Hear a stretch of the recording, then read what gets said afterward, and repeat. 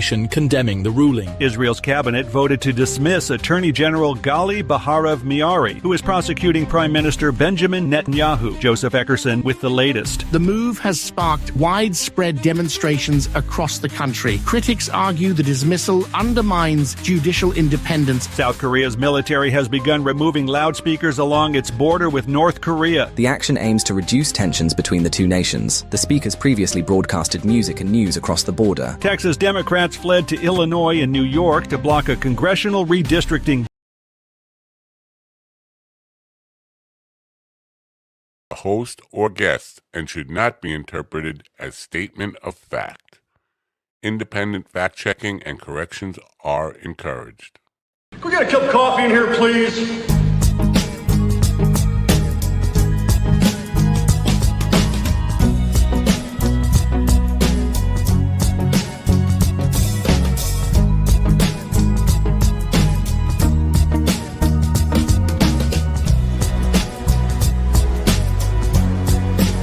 Nothing ever works. I don't know if this is going to work. Now, is it going to work? Probably not. Damn good coffee. And hot. My dog is your mind's best friend. Friend, bobbity ba. I don't hear it. I don't know what's going on. I'm at a loss. I'm not hearing it. My dog is your mind's best friend. Oh, yeah, now how about a pop? Wake up, America. You've got a dog that needs walking. That's right, sunshine. Just put on a big pot of strong coffee and get ready to type your little hate mail with your opinions about kumbaya and flat earth insanity. Stand-up comedy? You want stand-up comedy? Well, we've got sit-down comedy. It's time for Coffee with a Dog. You make me laugh. So, I'm going to undo that. I don't know what you're hearing over there. Good morning, folks. Oh, it's still booming over there on the radio. What the hell's going on here today? Modulating? You know, I'm fired.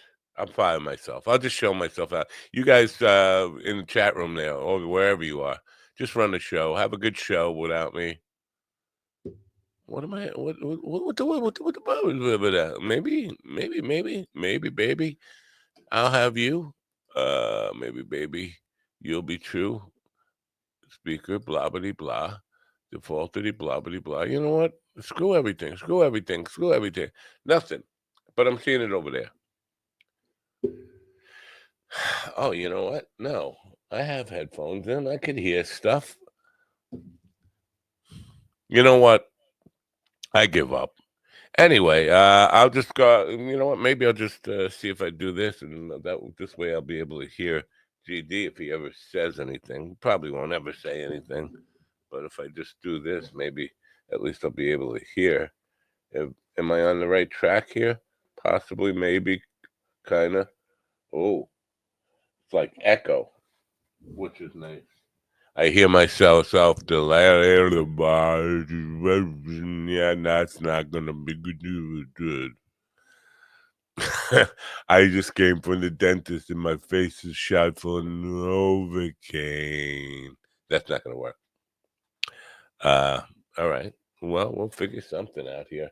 Anyway, maybe I'll just have to grin and bear it, or bear and grin it, or something. If you don't know, it's just terrible, sad news. And why am I even keeping headphones on if I can't hear anything anyway? Howard Stern, you know Howard Stern. He went woke, and now he's gone broke. Sirius Radio is not going to be renewing his $100 million a year contract. So I think it's just appropriate for us to take up a collection for him. I mean, how's he going to get by on a few $1 billion he might have banked from doing his radio show from his house 3 days a week for the last decade? I just feel bad for the guy, and I don't know. I don't even know this about this program. Why do I keep headphones on? I can't hear. You remember Kiera? Do you have a memory? Do you remember that far back, Kiera? Kiera quit this program because I would not pay her what Robin Quivers was getting on the Howard Stern program. If you don't know, and I'm certain you probably don't know, I'm not certain. I'm kind of intuiting that you don't know that Robin Quivers was getting $20 million a year at the time, and Kiera couldn't understand why this program was not generating enough money to pay her $20 million a year. So you understand what I'm working with there in as far as brain power. No, $20 million a lifetime, still not in the ballpark with this thing. So anyway, Howard Stern, we're going to take up a collection. We'll be going, I want to say door to door, but trailer to trailer to take up a collection. I'll get a can. Maybe we can get up like $30 for him from his loyal following in the trailer parks. He did not go he didn't go broke, first of all. He's not getting renewed after 40 years, but he's on Sirius and his memberships are declining. Now, his memberships might be declining because he talks about Trump and doesn't like Trump. I'm not so sure that's it. I think he just got lazy. He wasn't doing much of a show, kind of like this. Just not doing much of a show, not booking any guests, not playing music, just bullshitting and this is and you wonder why I can't pay you $20 million a year. So there's that. Who's BG mad on a whole nother level? I'm on a whole under level. I'm in the under level place. BG 254. Do I know you, BG? It's the BGs. It's not Andy Gibb. Maybe Jackie can help do a benefit. That would be good, but I don't think Jackie has the incentive to help out poor Howard. I'm going to try to play a commercial and then get GD in here where we'll have nothing to talk about for 2 hours, and we have no show. We have no planned show, and this is what sucks about this whole thing. But we'll do our best. I might change my headphones or something. I don't know. I just don't know. Do you know? I don't know. Me neither. All right, let's get out of here. Let's just play a commercial. With humble East Coast beginnings in 2015, Daily High Club is the premier destination for glass water pipes, vaporizers, and consumption accessories. If you're looking to elevate your smoking game to the next level, you're in the right place. With over 1 million top-quality smoking products sold, and with a growing base of over 10,000 monthly subscribers worldwide, we deliver the ultimate smoking experience. But Daily High Club is not just a retailer, we're lovers of the smoking scene ourselves, working with giants like Tommy Chong, Snoop Dogg, Chanel West Coast, and more. Ready to join the Daily High Club? Let our experts curate your collection with our awesome El Primo monthly subscription box, or grab one of our fun and unique pieces from our smoke shop. Click the link in the description below this video to get this party started now. See, now I heard that, and that's concerning to me. I heard the video thing. I'm not hearing the audio, but here's a man who hears all the audio that is playing in the universe. Ladies and gentlemen, the one and only Big Ears, GD Big Ears Fenderson. Good morning, GD Big Ears. Good morning, America. MyDogTV.com, and welcome to Coffee with the Dog, now with Kratom, the latest craze in all-natural supplement stimulants. Be more alert, more relaxed, and lose up to 50% of your body weight and make new friends in rehab. MyDogTV.com. Coffee with the Dog, now with Kratom. Enjoy the suffering and support local mercenaries. I don't even know what that is. What? It's no surprise that I don't know what's going on around here. We might be having like all sorts of sponsors that I don't know about. Now, but did you notice how I read that perfectly? You didn't notice it. You can't even tell when I don't make a mistake. No. You know why? Well, I was because you were talking about something I didn't know about. That's because I typed it up and I can read it off my screen. And as opposed to trying to read my handwriting when I'm scribbling things down. Oh, read your handwriting. I thought read your hand. They have this new app. See, I just want to show people something real quick. See, Uh-oh. when I write these things down in the morning, this is what it looks like. Right. Those are my thoughts, and I'm trying to read it like it makes sense. Right. And well, let me tell you something. You for all the 37 years you've been on this program, apparently you've learned nothing from the great one and only Jackie, the Joke Man Martling, because he saved everything he ever wrote down on the Howard Stern show, and now he has what's the big auction house that's coming to get his stuff? He's sitting on a potential gold mine of millions of dollars of his little like notes that you just showed me. If you had every last one of them, I have just about every note that I've done, except these stuff. No, because these are just throwaways. This is captured on in that stuff video. Wow. But everything else, like sets, going all the way back to like my very first set that I wrote in comedy. Howard Stern, we have good news for you. You don't have to starve. GD is going to be auctioning off some of his stuff and taking care of you and your poor family. As a matter of fact, the very first set that I did in comedy, I wrote it up, I signed it, and I sent it to the club, and I said, "Save this, because if I ever make it big, you're going to want this next to my picture in a frame on the wall." I said, "If I make it big, so save this." And so, like maybe 7 or 8 years later, I was talking to them, and I said, "Did you save that?" They said, "Save what?" I said, "When the first time I was on your stage, I sent you my script and I signed it." And they go, "Fuck no." Well, do that with me. Ask me. I'm the club owner, and ask me if I saved it. Did you save the first set that I did and I signed it? I actually did, but then COVID hit, and I don't remember if the toilet paper shortage. You wiped your ass with 20-pound paper? You're a brave man. I know. It felt like 19 pounds to be honest. Oh, okay. It felt like 30 pounds when I was done with it. It was kind of heavy. I mean, you wiped your ass with single-ply 20-pound paper. Yeah. No, you don't have ass cancer. You have paper cuts. Possibility. Did you ever have to like rough it? Like, I mean, use something other than toilet paper, like sandpaper? Yeah. I have used leaves. See, now that's an iffy thing. There's all sorts of fungi. I know, but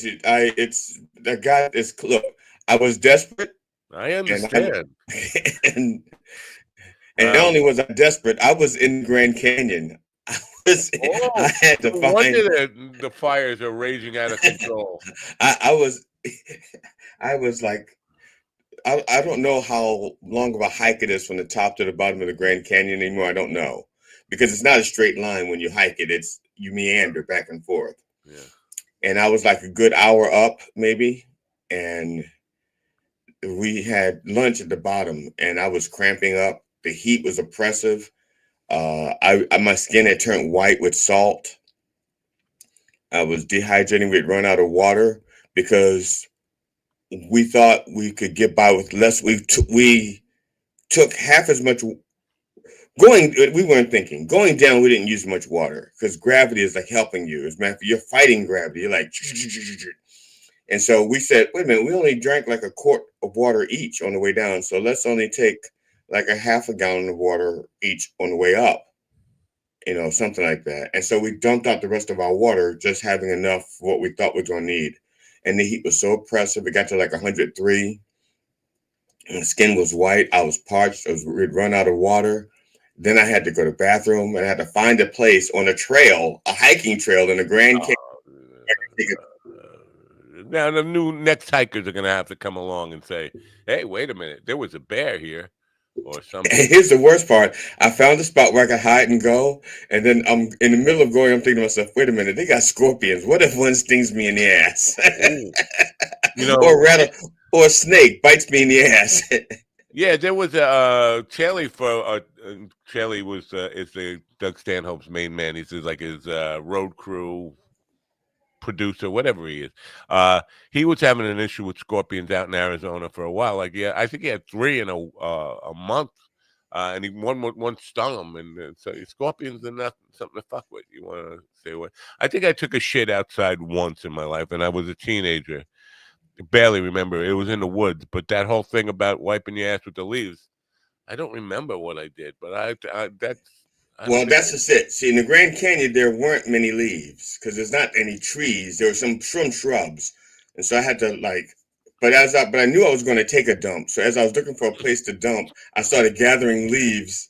Doing my excursion, so that You I'd would have think them. they'd have a make sure like a sign, dump before going down or something at the Grand Canyon, just to remind people once you're down there. I think, yeah, on the way up, there should be a sign that says next rest area. Next rest area, 5 miles or whatever it is, 3 hours. Whoever said this was not going to be an interesting show, I clearly did not know what they were talking about, because now we're on to our whole. This is virgin territory for us, and when I say virgin, I mean a virgin who shits the bed territory. But I'm just thinking about in the old days, because before there was toilet paper, everybody used leaves. Now they must have had like lots of ass diseases, like fungi and whatever bacteria getting in your ass. That couldn't have been. And it wasn't all that long ago, right? Like, but in theory, we had different microbes and stuff in our bodies, so we had different immunities back then. It's like just think about the fact that when you and I were growing up, we were like playing outside in dirt. Kids who don't go outside today, and a lot of kids got natural immunities from breast milk and stuff like that. Is now that it's not as much. Well, I guess they're trying to get back to breastfeeding, but they don't have the natural immunities that they would get from mother's milk. This is a part now of they get history plastic and science and archaeology that we really need to get clear on, like the ass wiping and how the history of ass wiping. We should do a whole I don't know, History Channel show on ancient ass wipers. Mythbusters. I think Mythbusters should do that one. Oh, they did? No, they should. Oh, there's a show on History Channel called Ancient Mysteries, and they should do the Ancient Mysteries of ass wiping. I'm curious now because I'll buy into your premise about the immunity stuff, but that doesn't mean you didn't still have things. Fungus doesn't care if you're immune to it; it's going to grow on you, right? Fungus. But I'm sure that there's probably other, like for every fungus that we picked up, there's probably some kind of microbe that ate it. Yeah. I don't know. And who's to say that they didn't have something akin to toilet paper, like maybe mashed up wood pulp or something. I don't know. Well, that's why we need to get to the bottom. And when I say the bottom, you know what I mean about the bottom. They take a dump, they go like, "Come on, Rover," and tug it. Yeah, this is a very deep subject. Ass wiping in the 1800s or before the 1800s, like in Jesus' time, 2,000 years ago. They were doing because at least according to now I can't win by television. The Chosen, they're doing a lot of hugging, and I'm thinking, well, if that guy, he's got to have some bad BO. All these people, and they never took baths or showers. Yeah, well, I won't say never took baths because many of them were baptized, I guess. But yeah, but it was rare. I mean, it wasn't a daily thing, so they had to have some bad BO going on. Do all that hugging. Get used to it. You've been around people who don't know they stink because they've been stinking so long they can't tell they stink. Yeah. BG's not buying you. BG is that this is too many initial people around here. GD and BG and the BGs and the tiny wood shavings. I'm not sure. Although I got to say, the wife just did this whole thing with the mulch and the tiny wood shavings in the garden, and the chickens and the cats seem to think that's a good place to shit. So yeah, tiny wood shavings. Go figure. There's wax. Use wax. Put wax on, peel it off. There's an app that is being advertised to me Cluely, and it's the first AI app designed to cheat on anything. Now, that's not a great way to kind of market and promote something to cheat on anything. It just feels dirty. But I'm thinking all these kids going to school. Right. They have, I mean, this is why you got to take phones away from kids in school. I know the kids have their phone. Parents are, they need it. Like, we didn't need it for emergency. I never once felt the urge to call my parents when I was in school. But for some reason, parents want their kids to have their phones in school. And this is a big thing. But you got to take it away from, because now, no wonder we're stupid. Everybody's just looking up, Googling the answers on everything, right? Or am I wrong? I'm just a fucking old man yelling at the. Well, I agree that they should take the phones take the phones away from the kids in school. If they can't trust them to turn them off, right. I don't have a problem with it. Yeah. And if they need to, there's some reason they need to call it, like what? A school shooter is on the way? You don't have to call your parents. They're just going to come and find you dead anyway. I can't imagine what the emergency is going to be that they would have to call the parents, but the office couldn't do it for you, or the teacher couldn't turn your phone back on at that point and say, okay, you really need to call your parents. Yeah, call your parents. But we're raising a whole next generation of idiocracy where people are just going to be, I don't know the answer. I Googled it. Well, at least they knew how to Google. That's that. Well, we look at us.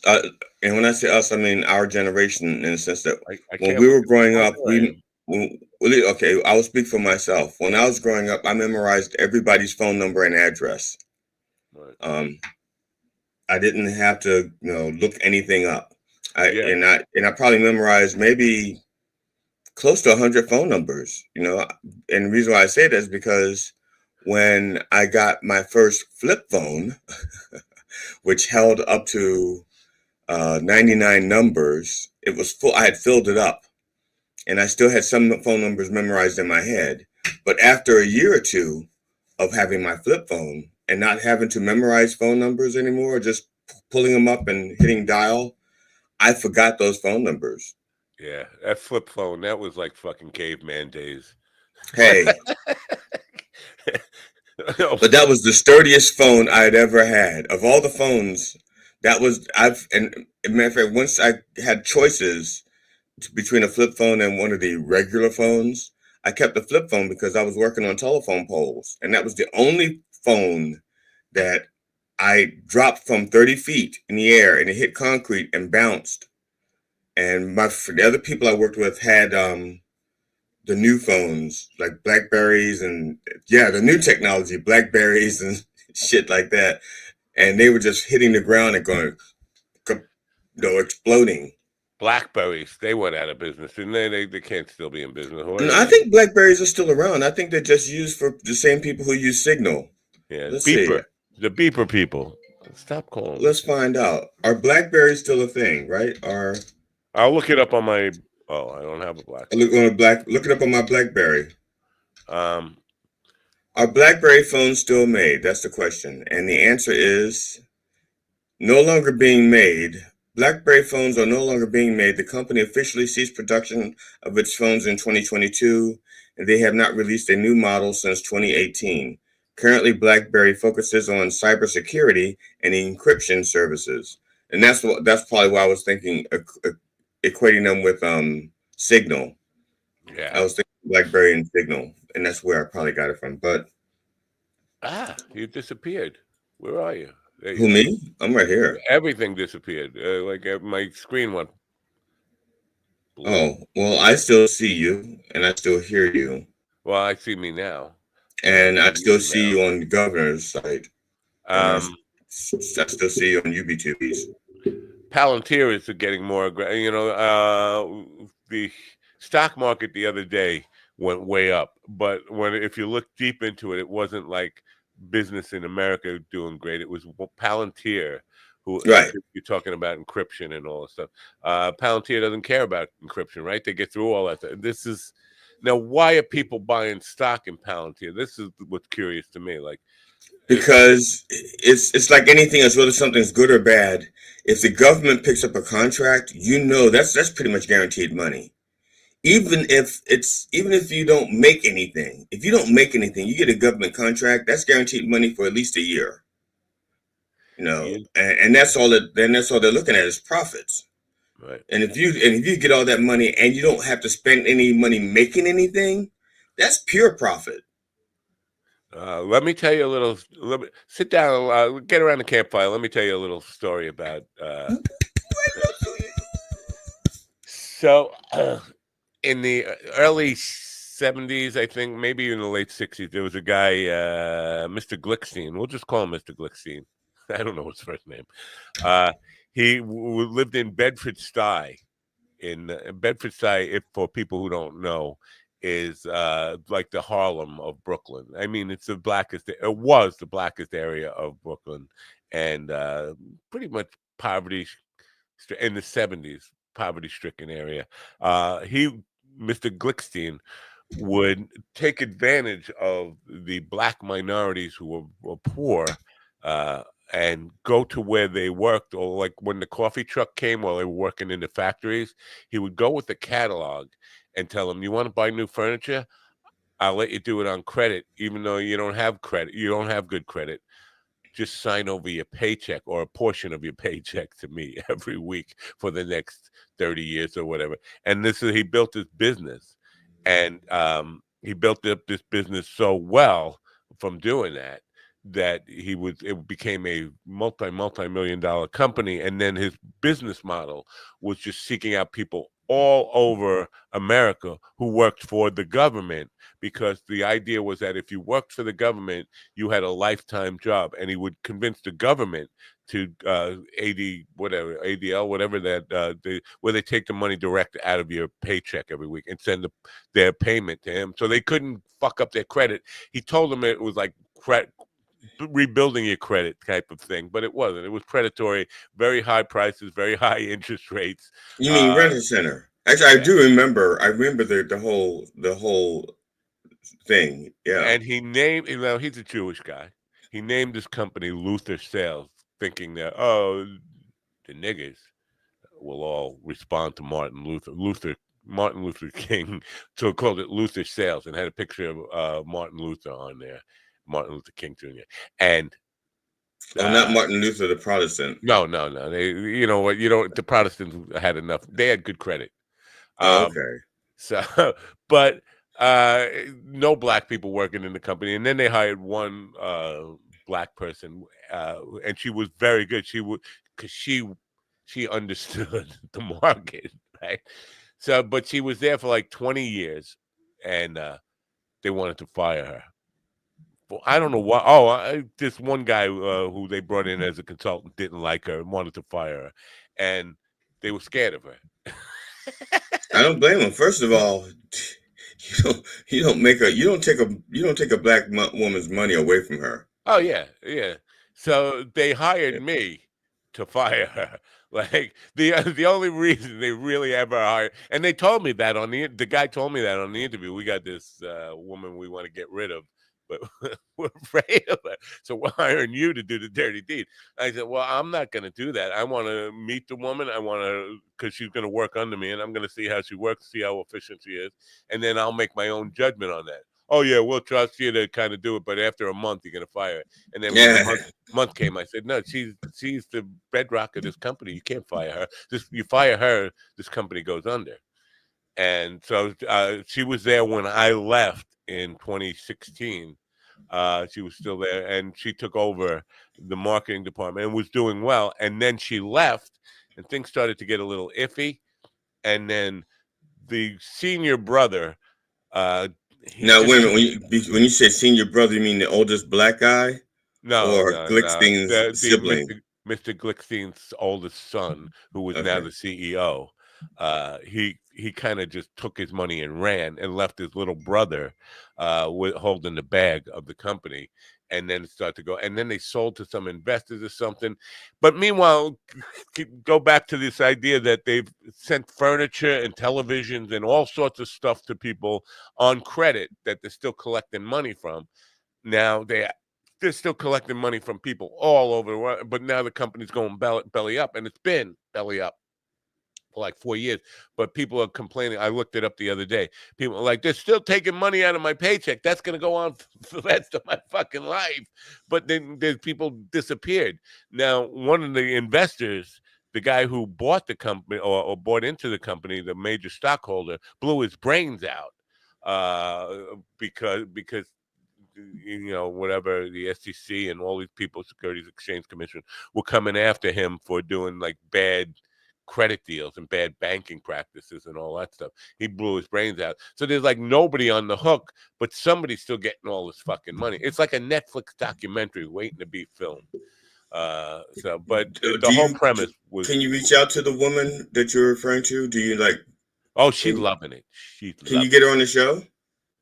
I had her on the show once before. I had her on the show the night George Floyd got killed because we were talking about, because she had teenage sons, and I was trying to point out what black mothers go through every time their teenage boys go out. It's very different than what white mothers go through when their boys are out. They're just wondering, well, are they going to get in trouble? When her boys went out, she's wondering, are they going to get shot just for having a good time? And so we were having that discussion. She was on then. I'll see if I can get her on the program. I would love to get the follow-up, because the last time I talked to her, she relayed to me this whole story about all the shit that they were going through with the guy blowing his brains out, and the one guy ran away with $19 million or something, the oldest brother, and left his brother, like his younger brother, holding a bag with now $19 million in debt. And like, how do you do that to your little brother? I mean, this is I understand the concept of fucking over strangers and poor people that you don't even know. I get that concept. I wouldn't do it, but I at least understand that. But how you do that to your own little brother, I don't know. Well, they say, I think they said cash is thicker than water, right? Yeah. Oh, blood is thicker than water. Cash is thicker than blood. Yeah. I don't know. I don't have a little brother, but I can't imagine ever doing that. Anyway, how do we get on that subject? Oh, you said people in what did you say? People working for the government, or contracts for the government last forever. They didn't. The government, because then Trump took over. Well, not that the contracts last forever, but at least I'm thinking at least a year. Like in this case, the contract for planetarium, what's it called again? Palantir. Yeah. They're good at least a year, and people are going to buy in, and then they'll sell it if the contract starts to go sour. Yeah. But you look at Trump, what's his thing? His Truth Social, that never made a dime. No. It never made a dime, but he's making money off of people buying the stocks for a company that doesn't make anything or make any money. Yeah. Everything, but there was a whole industry that popped up. Now, this guy with that idea of just going to people and selling to them out of a catalog, drop shipping to them and charging the credit and all that stuff, that became a industry that there were hundreds of those companies until Trump became president. Now, all these guys are Trump supporters, by the way, but Trump was killing these government dependency. The employees thinking they had 30-year guaranteed jobs for life, and so many government layoffs destroyed that industry completely, because that industry was based on the one concept that if you work for the government, you had a job for life, and they would just keep sending money in. And then all of a sudden, all these layoffs, all the customers are gone now. So all those companies that did that, and there were a lot of, I would say, at least 30 of those companies that I knew about that were the direct competition, they're all out of business now. Like, they have no business model. That got killed. Nobody talks about that. That's a lot of fucking money just getting spilled down the drain. So anyway, answering text about walking the dog. Yes, I walked the dog. I did walk the dog. Don't you listen to the opening of the show? I got a dog that needs walking. That's well, it doesn't say that you actually walked him. It just says that you have a dog that needs walking. That's true. I have a dog that needs shitting, and I'm not going to let him shit in. I have glands that need expressing, so I'm going to express them right here on the air. the Trump thing on the roof. Did you see the Trump on the roof thing? Diddler on the roof. Yeah, I saw that. Now I don't know how old you are, but I'm thinking you're over 20, right? You're over 20. I just had my 21st birthday. Yeah. Well, back in the day when I was a young man, when Grandpa was on the roof, that was a good signal that it's time to put him in a home. Why did he need to go up on the roof and dance? I think I think there's two things. One, I think he's just trying to distract things because he could have answered the question there. He was like, "Why are you up there?" He's like, and he does this like a dome. I'm thinking he wants to put an iron dome over the White House, a golden dome over the White House to protect it from missiles, or he's looking at building that ballroom and he wants to put a dome on it. And he says, "It'll all be my money." No, it's not his money. He never does anything with his money. Yeah. You know, and even the whole thing about him donating his salary to the Treasury, that's a farce as well because he's making billions of dollars off of the name. Oh, yeah, all your monuments and all that stuff. And he's violating, and that's why he needs Texas to give him 5 extra seats so he has a margin of error so he can try to keep the Congress so that he won't be investigated for all that shit. He's trying to avoid investigations in prison. Yeah. Slaptail with his missed opportunity comment. I don't know if Slaptail even knows my history of taking people up to the roof, but that was my thought. Like right away when I saw him on the roof. I mean, where am I in this moment? I should be up there saying, I know how to handle this. Fly, little birdie, fly. Now, Mr. Slaptail, since you're in the audience, are they seeing an increase in kratom? Because that's how they pronounce it in Thailand. Kratom. I think kratom is how we say it in the U.S. Kratom. Yeah. I didn't even know what that is. What is that? Are they having an outbreak of addiction in Michigan area? Yeah, kratom is a supplement. Yeah, KRATOM. Okay, but why Michigan? Why would Michigan? No, I was asking him because he's there. I wouldn't ask him about California because he may not know about California. But is there some kind of run on a kratom? Well, yeah, so but it's not being talked about really. Yeah, it is now. Yeah, I'm trying to because the thing is because it's one of the supplements that's unregulated, but it's addictive. That's weird. And you could probably get your hands on some and put it in something and it would be a stimulant and help people relax. And then sell it at the gas station here. Yes. And I never knew what it was. I mean, it's a stimulant. It's a stimulant, but also supposed to help you relax. Yeah, I know. Don't make that face at me. Well, I'm making a face at you. You make that face at me. I'm looking right at you. You make that face at me. No, I did it at me. I'm over here. You're over there. Oh, okay. I stand corrected. And I'm all froze up. Why am I all froze up? But the idea of stimulant and relaxing. Well, it's the same thing like the people who they get the jitters from drinking coffee, which is a stimulant. So they drink the coffee and the jitters goes away. So they think they've relaxed. Like a nicotine fix. Yes, I was going to say nicotine, the same thing. Yeah. So it's a stimulant that helps you relax. It makes you alert while you're relaxing. So you're alert to the fact that you're relaxing, but it's also highly addictive. And you can lose up to like half your body weight. Now, that's what most people are going to hear. Most people aren't going to hear the fact that it's addictive and you'll wind up in rehab. They're hearing, I can lose half my body weight. I can lose weight. Give me the kratom. Half. Kratom. Half is a lot. I mean, I could see if we were like really obese. Wow. Half I would be emaciated if I lost half my weight. Yeah.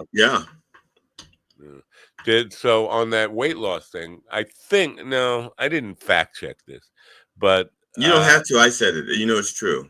Oh, well, you didn't say this, what I'm about to say.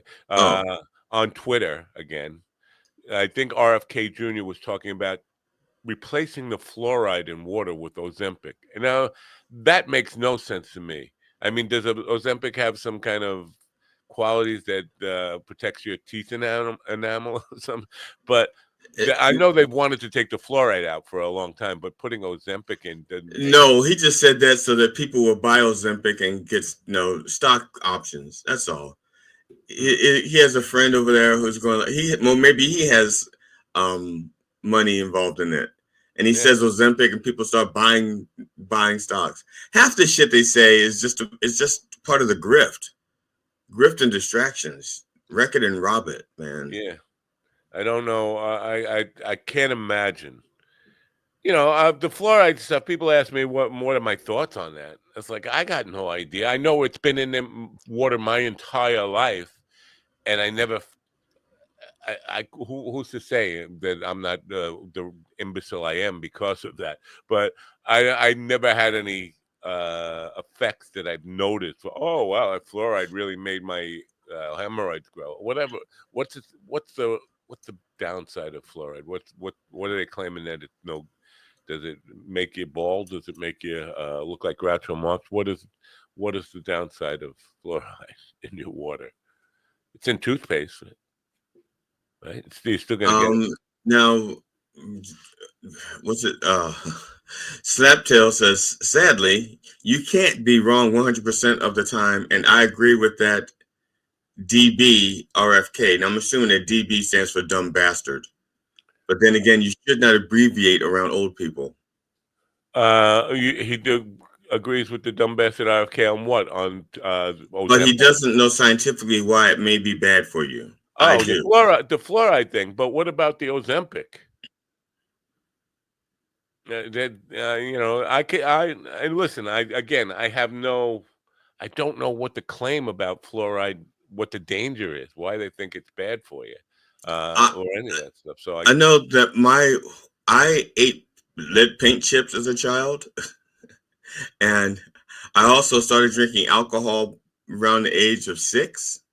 Now, it was small quantities. It was about 3.5 ounces because my mother had these country club malt liquor, and they came in, and she got the 7-ounce cans. And so she would let me split one with my brother. I was 6 and he was 9. But she said I was too young to have a whole one. So, but like once a week, I could have like 3.5 ounces of country club malt liquor. I tell you, you were too young to have a whole paint chip to yourself. I could have as many paint chips as I wanted. They were free. Yeah. Christy Nome is ending the age cap for ICE enforcement. Qualified candidates can now apply with no age limit. Let's go apply for. Let's go be ICE agents. No, you don't want to do that. I couldn't live with myself, and not only that, I'd be fired because I'd be the one. I'd be like letting people go. Well, that's what I'm saying. We could just do it all ass backwards. We just let all the brown people go and just like go into white neighborhoods and just say, that's it. I'd be going to like I'd be going to like European neighborhoods. Yeah, and it's like and just saying and snatching them up. So let's do it. I mean, we're going to get fired eventually anyway, and then be able to collect unemployment for when we get fired. So let's go sign up for or either that or Space Force. I mean, we got to. I don't know, but I don't know. I think it would be fun to get in there and kind of just fuck up the wheels a little bit. Like, yeah. And to be honest, I don't think they would. I think they would do the kind of background check to make sure that we were loyal to Trump. And so that means one Google search.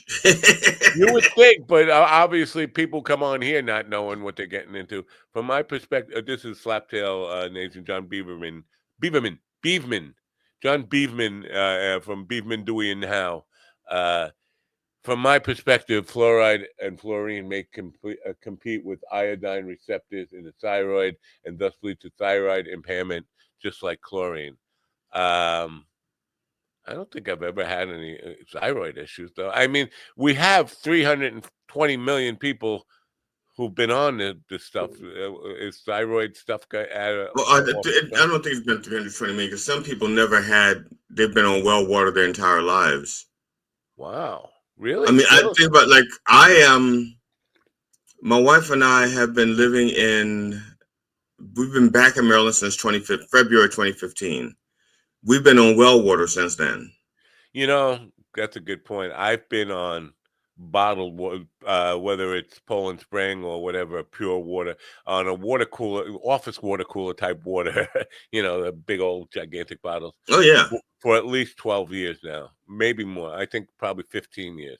So I haven't been on fluoride my whole life. I don't drink but fluoride is the least of the problems in the water you would get from the tap in this neighborhood. You probably get you get radioactive isotopes all the time. Yeah, all the time, all sorts of stuff like that. I mean, so nobody drinks tap water here. That was the first thing when I moved into this neighborhood. They said, don't drink the water. Don't drink Everybody ends up dying really quick when they drink. That was a song. Don't drink the water and don't breathe the air. Pollution, pollution. Don't you remember that song? I don't know it. Oh. Anyway, why is it so hard to get guests on this program? I mean, I did do some work. I didn't break my balls doing it, but I sent them out a bunch of. I really need some guests. Now we have one more day that we need guests, which is tomorrow, and then Friday we're covered. And next week we got guests, but it just makes the show go a little bit smoother when we know we're gonna tell somebody, "Get the fuck off my show, you dick." I mean, I look forward to that. I don't know. Maybe it's just me. I'm sentimental for the old days. I do have a phone number we can try to call. I don't know if it's going to work. If people want to try to go, this is not my personal phone number. This is the studio phone number. Oh no, that's my personal phone number. This is this is the studio phone number. 631. Wow! I did not know that was. I did not know that was Tom Lehrer. Tom Lehrer just died last week. And that song I was just singing, that's Tom Lehrer. I don't know Tom Lehrer. Oh, man. Okay, well, let's do this. You're going to get, we did get a copyright strike. Well, not a strike, a demonetization on yesterday because of that old lady AI thing that the old lady with the banjo that you played for 20 seconds. Right. I had to clip that out. YouTube sent me a note. Really, we didn't play enough of it for people to even hear what the song was. And only because I don't understand fair use. Then, if we can't talk about it and show a clip, I don't understand what fair use is. I think you have to argue fair use. Oh, okay. So, all right, argue. Fair use, fair use, fair use. Here's the thing with YouTube. They will make you take it. They will tell you, we're going to demonetize you, and you can dispute it. If you dispute it and lose, we can take you. We'll close down your channel. So nobody wants to dispute. They intimidate people not to. Now I've disputed and I've never lost, so fuck them. But I'm not monetized. Yeah. I'm going to do this because. Can you see it, Matt? Yes. Can you hear it? Here, Tom Lehrer, pollution. If you visit American City, you will find I think the noise reduction is killing it. Hold on, let me see if I can turn it on. Don't drink the water and don't breathe the air. Pollution, pollution, we got smog and sewage and mud. Turn on your tap and get hot and cold running crud.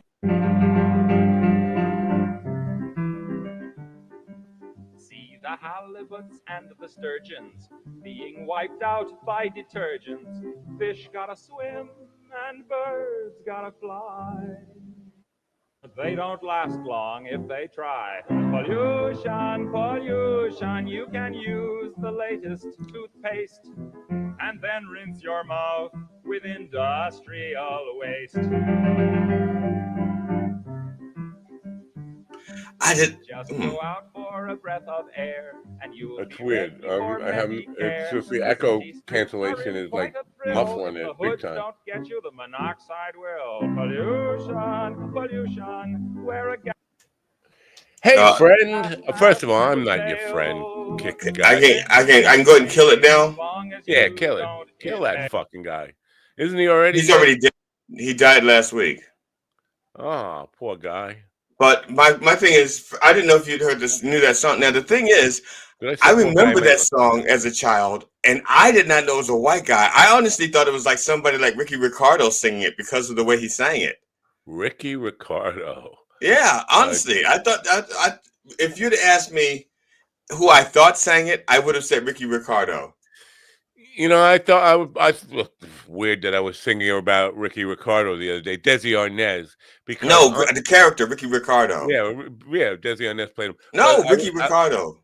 Yeah, Ricky Ricardo. I was thinking about Ricky Ricardo the other day because he had a gig where it was like one club. He was a singer, a band leader, but he only worked in one club, and he had this big band at the time. And I'm wondering, is that the way things were in the 50s? Like, big bands had one nightclub they worked at, or did they travel? Because I don't think that's an accurate portrayal of the musician's life or the big band leader's life. Well, it could have been for him. Remember, he had his own nightclub and had guests in. I don't see why not. One club. I mean, I just if he owned his club, then he'd be like it would be like if Doc Severinsen owned his own place. Got it. But would that makes a little bit of sense? But would a guy who owned a nightclub and had his own big band and all would be living in like a apartment like that, or would he have his own house? Maybe, I don't know. It doesn't. If you got that kind of money that where you have the business and can support all those band members. Well, that's why he lived in such an apartment, because he split the money equally. He didn't take a bigger cut. I don't know. And plus, Lucy got into so much trouble. He was always putting up money for damages. He was always paying for damages. That's probably why he didn't have a better house. He kept having to bail Lucy out of trouble. Yeah. Law said, "What you do this week?" That kind of thing. Always. But I did not know that was a white guy who sang that. Tom, I'm just blown away. But do you know his name was Tom Lehrer, or you? No, I never knew his name because it's on the radio. I didn't even have the record. I don't know. And I used to hear it on the radio so often that I learned all the lyrics. What the fuck radio station were you listening to? I mean, come on, that's not WABC AM Gold, New York. Top. Now, what did you grow up on radio? Where going back before teenage years and AM stuff. Okay, I used to listen to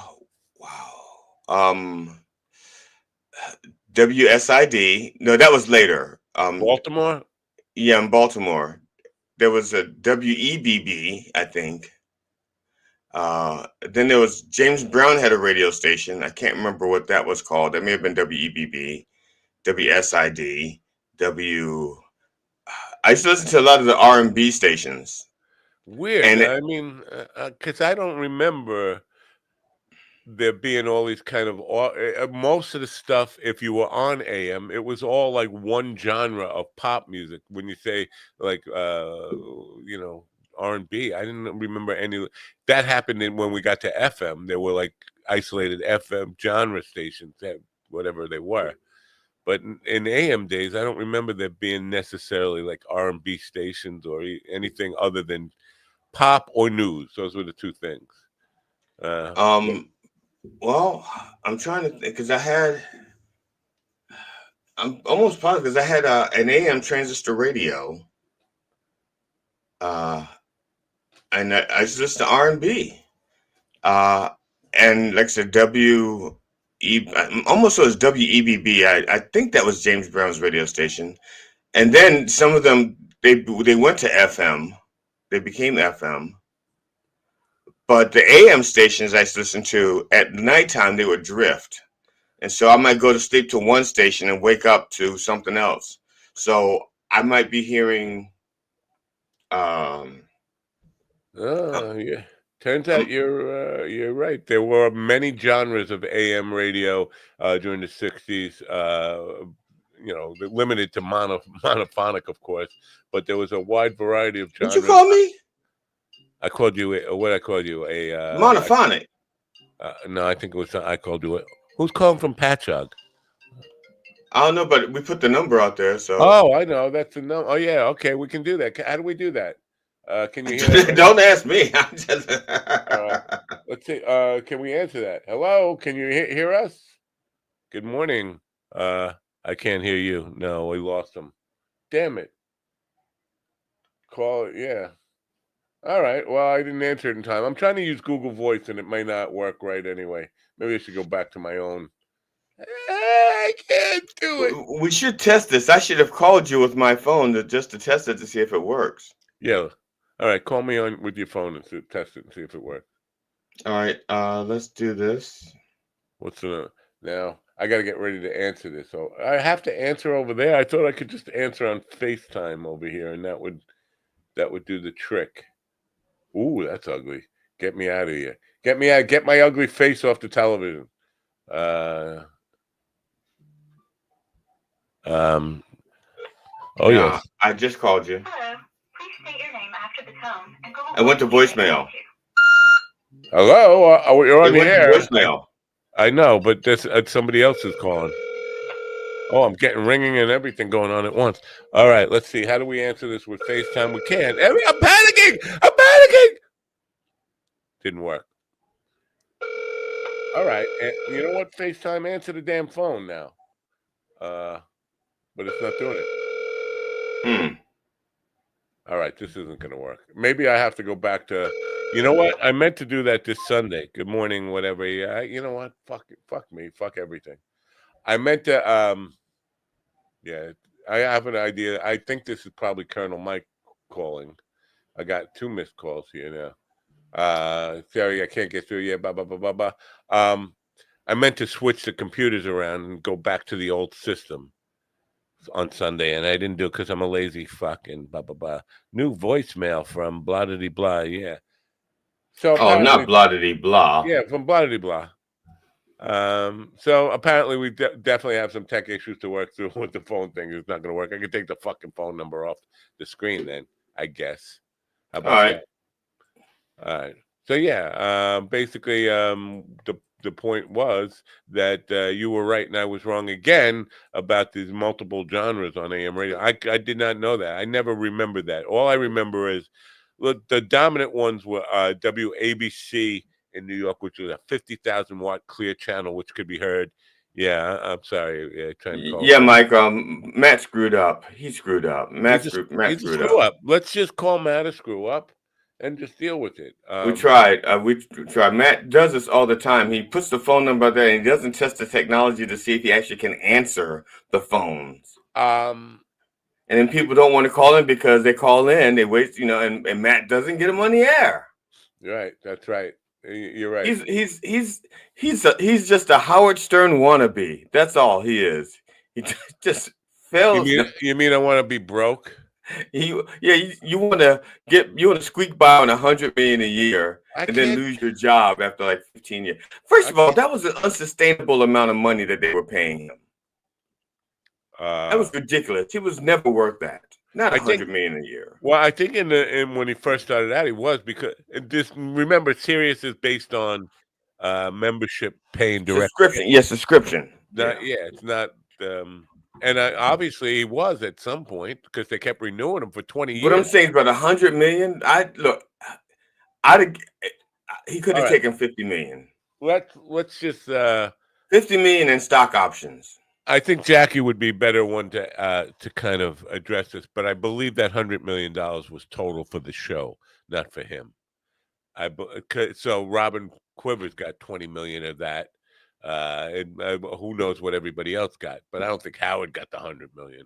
But still, I'm pretty certain he's a billionaire. I don't think this idea where people are on Twitter saying, "See, this proves it, go woke, go broke." First of all, Howard Stern never went woke.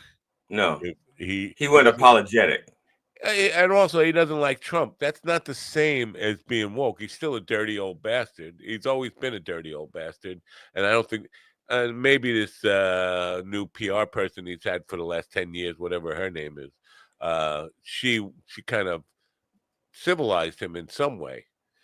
But it's not like he went woke. He was talking about Lauren Boebert, saying, she looks like she'd be fun to fuck. You toss her around. Like, that's not a woke thing. At least what I think the idiots think woke means. You wouldn't be tossing around a bitch to have fun fucking her like a circus clown or whatever. Not woke, but he's also not broke. This idea that after 25 years on XM of Sirius XM, that they're not going to renew him for $100 million a year is not exactly going broke. Come on, let's get it. Oh, you go woke, you go broke. He lost the contract, and maybe he wanted to anyway. Listen, he probably, I would say, Stern is in his early 70s. And he hasn't been really working since COVID. I mean, he's been staying home and doing the show from home. Springsteen was on the show, and he said, if I'm going to be on the show, you're going to get your ass into the studio. You're not going to fucking do it from home. But, I mean, that's what he's been doing for a long time. Why is Steven texting me now? It's probably that picture that he just sent me. Oh. It gargle your piss like it's Listerine. Yeah. Why? My eyes all at you. Why is that? Why is somebody even saying that? Yeah, I know. I know. That's why I don't like checking these things. Well, at least I didn't have to go to some kind of TikTok site or YouTube site or Instagram site to see the picture. He just sent it directly. Yeah. Why does he do this? Why? You know, I haven't been following Steven on Facebook because I got tired of his positive affirmations. Yes. So I kind of have him on snooze or something. But yeah, I appreciate you trying to call the show, Colonel Mike. I'm gonna get it worked out. We'll get it maybe tonight. We'll get the phone system worked out. But yeah, you know, I can't. And it's not just Steven. It's all these people that are. Let's go. The world is your oyster. Whatever they fucking say, it sounds to me like, can you help me? My life sucks. Can you help me? And like, I want to say, no, I can't help you. Why would I? I gave it the office. Come on, leave me alone. Yes. Last night I worked with Dylan Brody. And it was just me and him, and we worked for like 2.5 hours almost, I think. That's a long time for one-on-one. That's a long fucking time. Actually, the first time I had Dylan Brody on the show, he went for 3.5 hours. Oh, just on like, how you been, man? Oh yeah. I think when I interviewed Brody on Don't Way Past Funny, I think it was 3.5, 4 hours. And the only one who's ever done longer than that was Tommy Chong, the only one to surpass Dylan Brody. You know, I would have thought Brody would have outdone Chong because Tommy, at least, I mean, he does talk a lot, but let me see. You can get a word in edgewise or a question, more than one question for a 3-hour answer. Oh no, I got words in on both of them. I got to discuss things. All right. Oh no, what were you working on? What are you still working on with Dylan? Because you were doing your little script, my pilot. Yeah. You're bad at now. I have a new 90-minute set that I'm fine tuning. Yeah. And he and I are, it's funny because he and I have different styles. And so there are some things I would do because it's my style. And he will just like, no. Wow.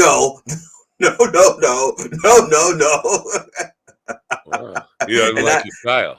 And I can't help but laugh because it's like, Dylan, but he doesn't like your style. Bottom line is he doesn't. No, but I'm just saying, it's like most of it he likes. But I'll do something because I have, what's his face? That guy that you like, that black guy, Dwayne Walker. He says write for an audience of 1. Okay, and Dylan has his audience that he writes for, but I write for an audience of 12. Okay. Wow. And I have like 12 different people in my head, and I know that they don't all enjoy the same type of comedy. 12 angry men? Some of them are women. And they're just angry that they have to listen to my show. They're angry that they're stuck in my head, that they're my audience, they can't get out. They can't leave. And so there's some things I do, they're in a different style, because I have different audiences that I'm trying to reach, you know. And so yes, I do things a certain way, and it's not. I don't do the same thing all the way through the show. I mix things up a little, and that drives him crazy. He wants consistency. He wants like da da da da. You know, he wants like you know, he wants long form, but set line, punchline setup. You know, whatever that shit is that people laugh at, jokes, and it's just, I got a and so comment on this. Well, go ahead, finish your. no, this it's just a ramble on like a Norm Macdonald thing, but only there's no light at the end of the tunnel.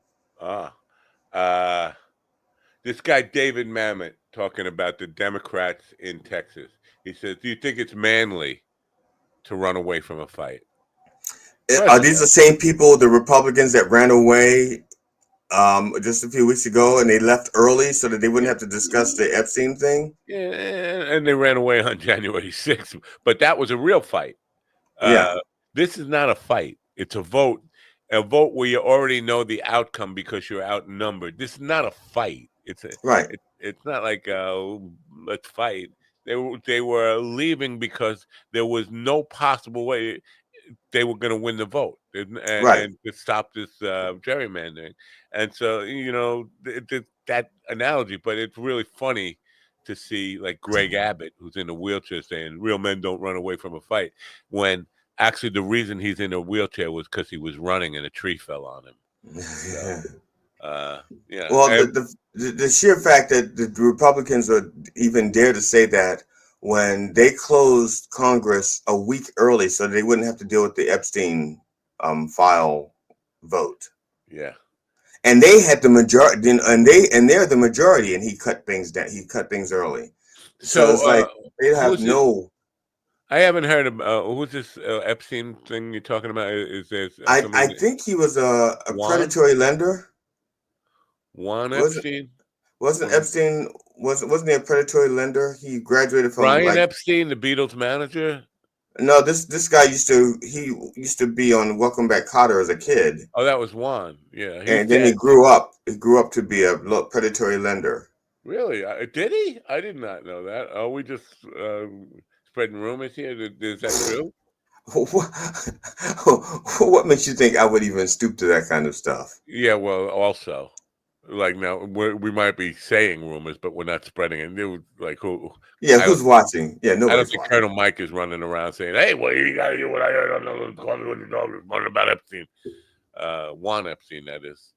I'm not familiar with this whole Epstein thing, but the Republicans are running away from him because they owe money. Is that the deal? I think that's it. They don't want their furniture repossessed. Yeah. Do I have a waiting on your car? How about that? Are you impressed? That was intriguing. That was so intriguing. Okay.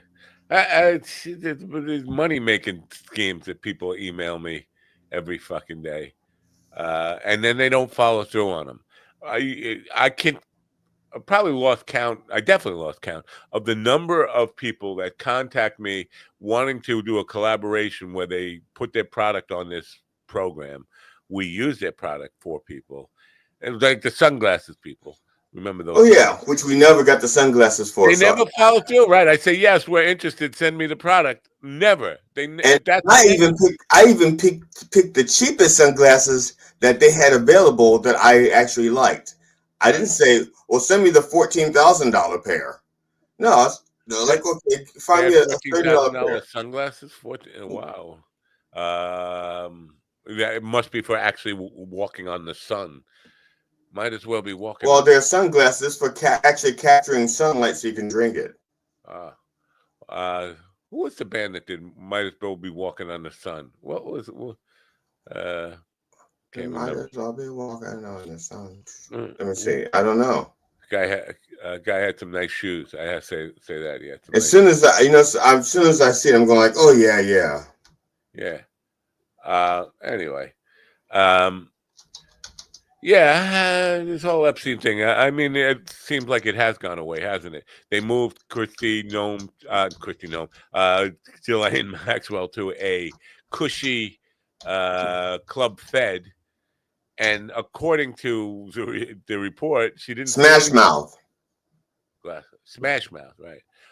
According to the report, she didn't say anything bad about Trump. Are you shocked that she didn't say, she didn't implicate Trump at all? Isn't that shocking? Why would she? She needs him. She wants. Yeah. Why would she?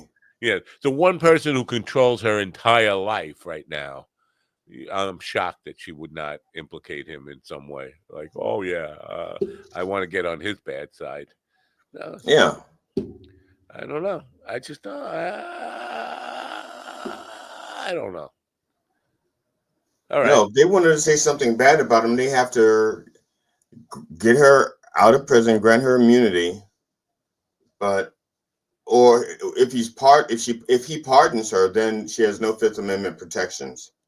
All right. So You then know, she our was only hope is this Medvedev guy sends me the tape. He was threatening to send the tape, not to me.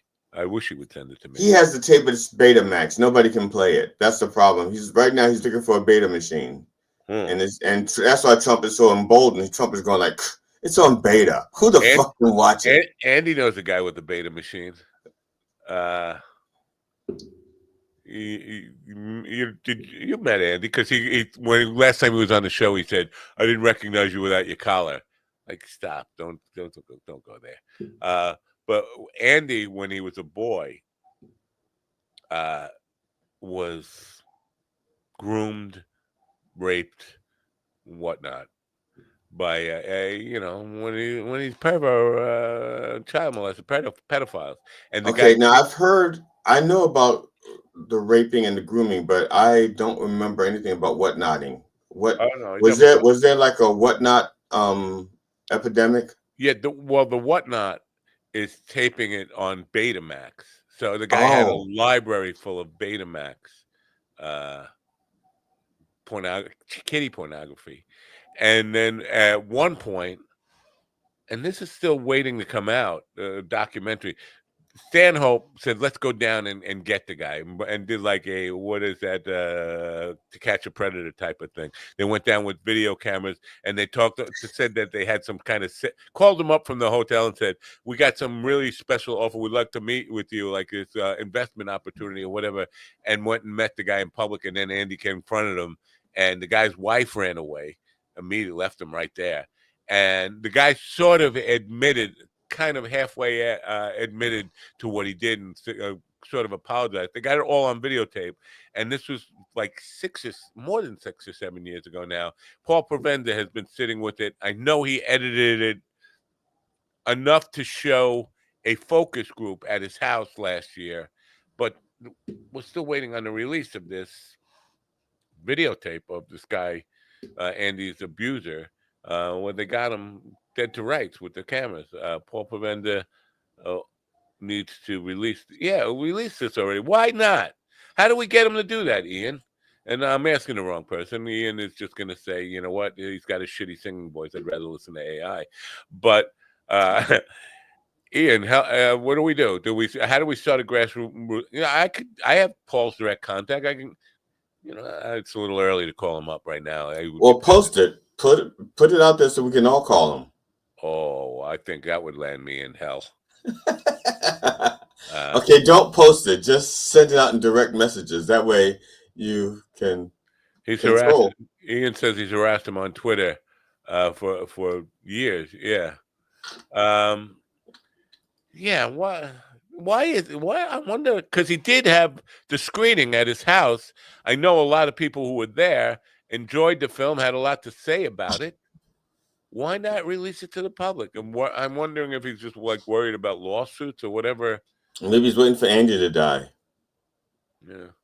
Or Andy's not going to die, thanks to me and my podathon that raised the money that got him cancer free, and now he's out there and he doesn't even answer my email.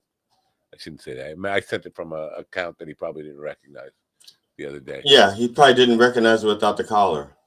Yeah. No, you would. I think I sent it from info@minddogtv.com. So he should know that. Oh, that's got to be Napo, right? You got to know that. Rogan, somebody, I don't know if this is Rogan's site Rogan's account on Twitter. There's a Joe Rogan news thing, and they had a clip of Joe Rogan talking about abortion. It said Joe Rogan and his guest discuss abortion. And it turns out his guest is Doug Stanhope. And it doesn't seem to me like anybody working for Joe Rogan would not recognize Doug Stanhope. So I'm just thinking that account might not be run by Joe Rogan. Like, how could he not know Doug Stanhope? How is that even possible? I don't know Doug Stanhope. But you didn't do the Man Show. Well, Joe Rogan was, when he did the Man Show, his partner was Doug Stanhope. It seems like anybody working for him would recognize. Oh, okay. I guess, yeah. When you put it that way, sure. Yeah. That's so I'm good. But it, like, just to kind of put that out there under Rogan's name and say his Joe Rogan and guests discuss abortion. And I last night Dylan and I were talking. I'd written something that for me was just a throwaway line. It was just an introduction to something else I wanted to do, and Dylan really liked the premise, but it didn't go. He likes your style. Yeah, he likes most of what Dylan likes about probably 80% of what I do. It's when I go into some of the things that there's some things that I know work for my audience, and he'll go, I can't see how that works. I said, it works for my audience. And when I say that, that's when he says, well, sometimes he goes, well, you're affable. People like you. So sometimes they're going to laugh at you even when you're not funny. So I think that's how he sometimes he'll say that because my audience will laugh at something. And the thing is, I expect them to laugh at some things. I mean, when I write up my material, I highlight it and I put in like pause here, pause for 2 seconds, pause for 3 seconds, pause and scratch my chin. I have those kind of directorial notes in there.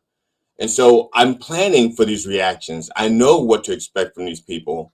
And when I get that reaction, to me, that's a success. To him, it's like, okay, yeah, they're laughing, but it's because they like you.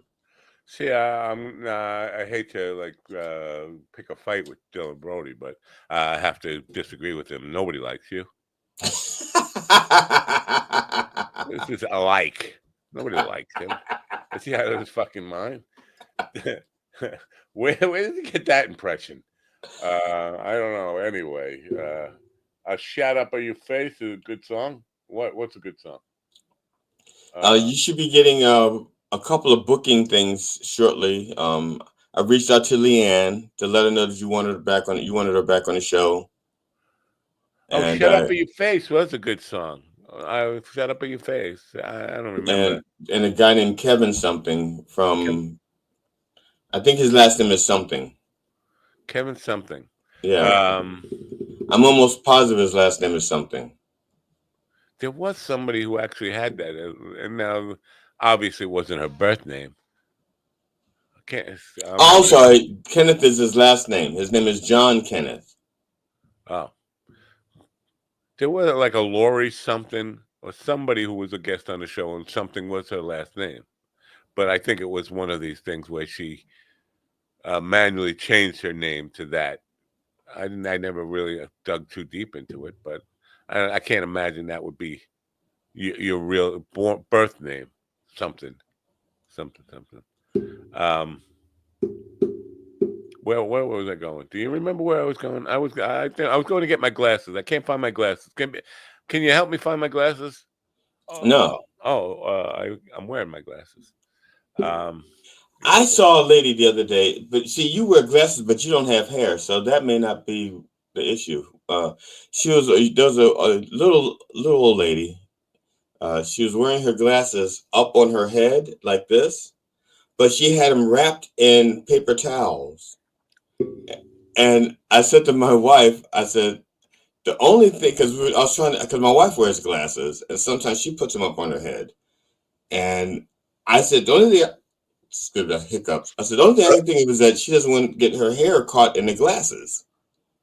And my wife goes, but they wouldn't get caught in the glasses. They'd be caught in the screws on the side. And the paper towels aren't over there. But that's because she has the kind of glasses where she doesn't have the nose piece is separate. Hers are like it's solid.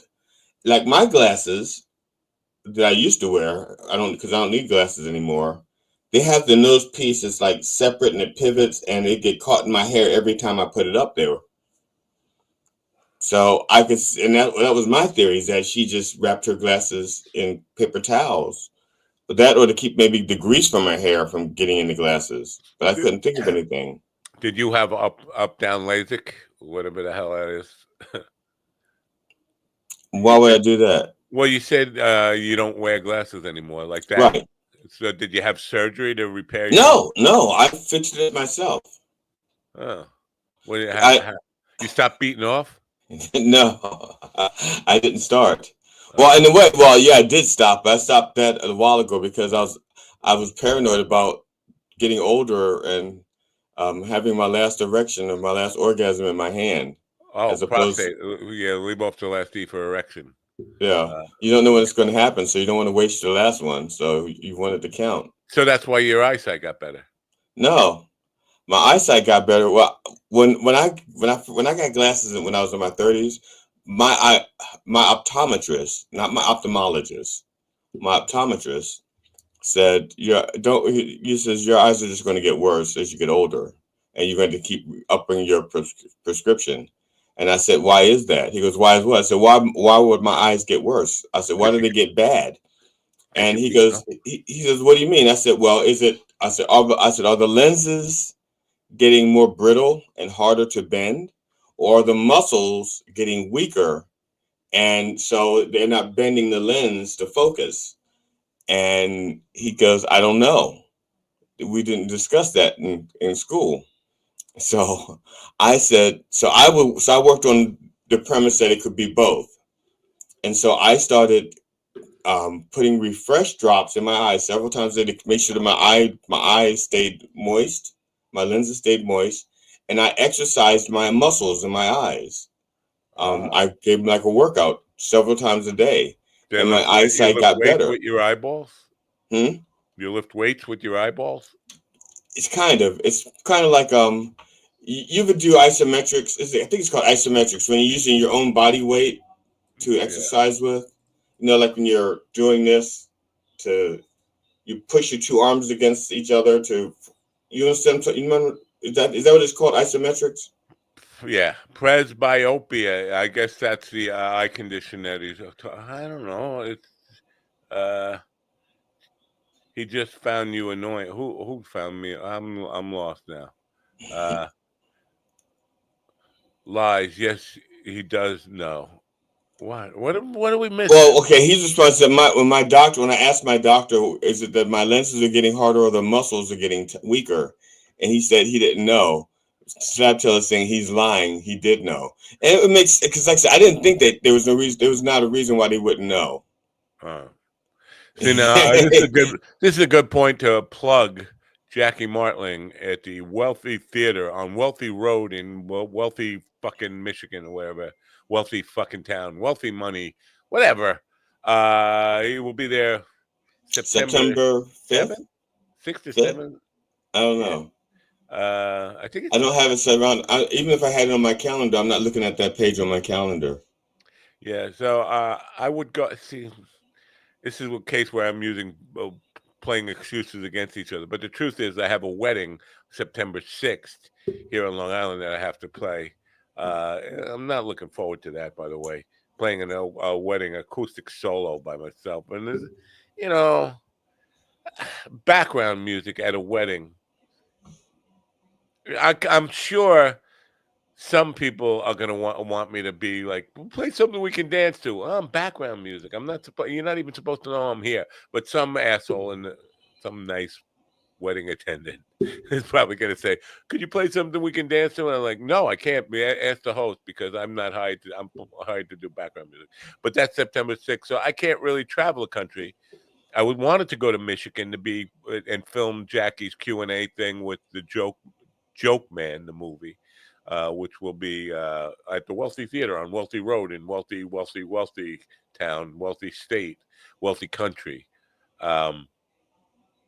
I'm not going to be able to do that. I also wanted to go to Las Vegas and Andy and Sanhope and Andy Letterman at the Plaza Hotel, basically for football opening weekend there, hanging out the whole weekend and betting on football and all that kind of stuff, and having a big show there.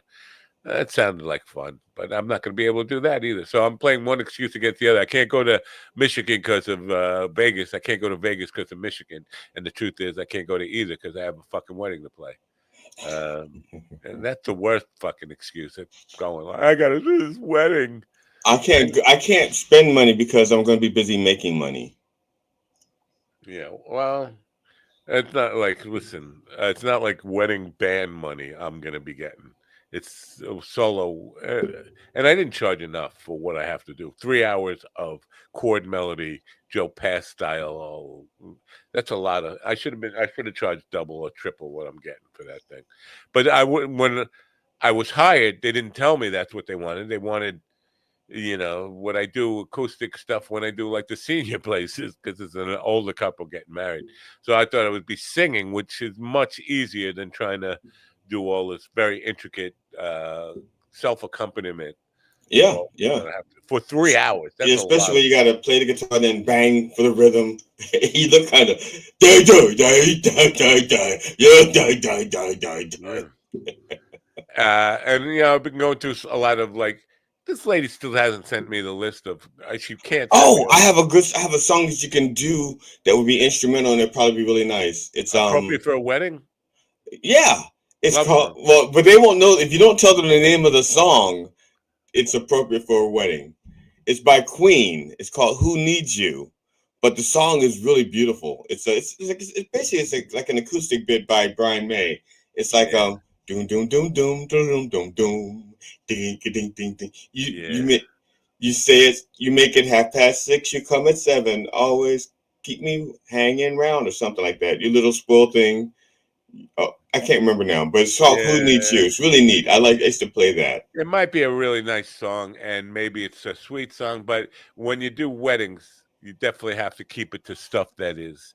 When it was out, it was like very popular, top 4 things that everybody knows, like the corniest dope, like I Can't Help Falling in Love with You. The typical wedding stick. Let me don't it make my brown eyes blue? Something like that. Yeah. Yep. And after the Love and Engelbert Humperdinck. I mean, seriously, this is the nonsense I got to play.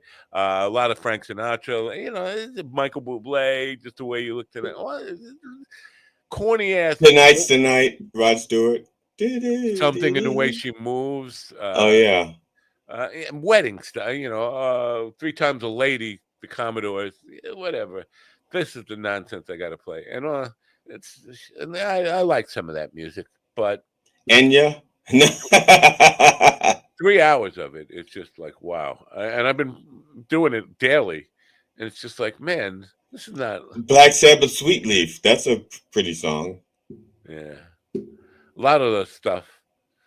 It's just a lot. I should have charged more. I did lesson learned, but they should specify up front when I'm making the offer for what the thing's going to cost. Tell me about this idea that you don't really want the traditional singing stuff. You're just looking for background music and somebody doing self accompaniment. That's a higher price. Do I go back? What would you do in this? Would you go make the phone call and say, "Listen, being what it is, I think I should get double what I get."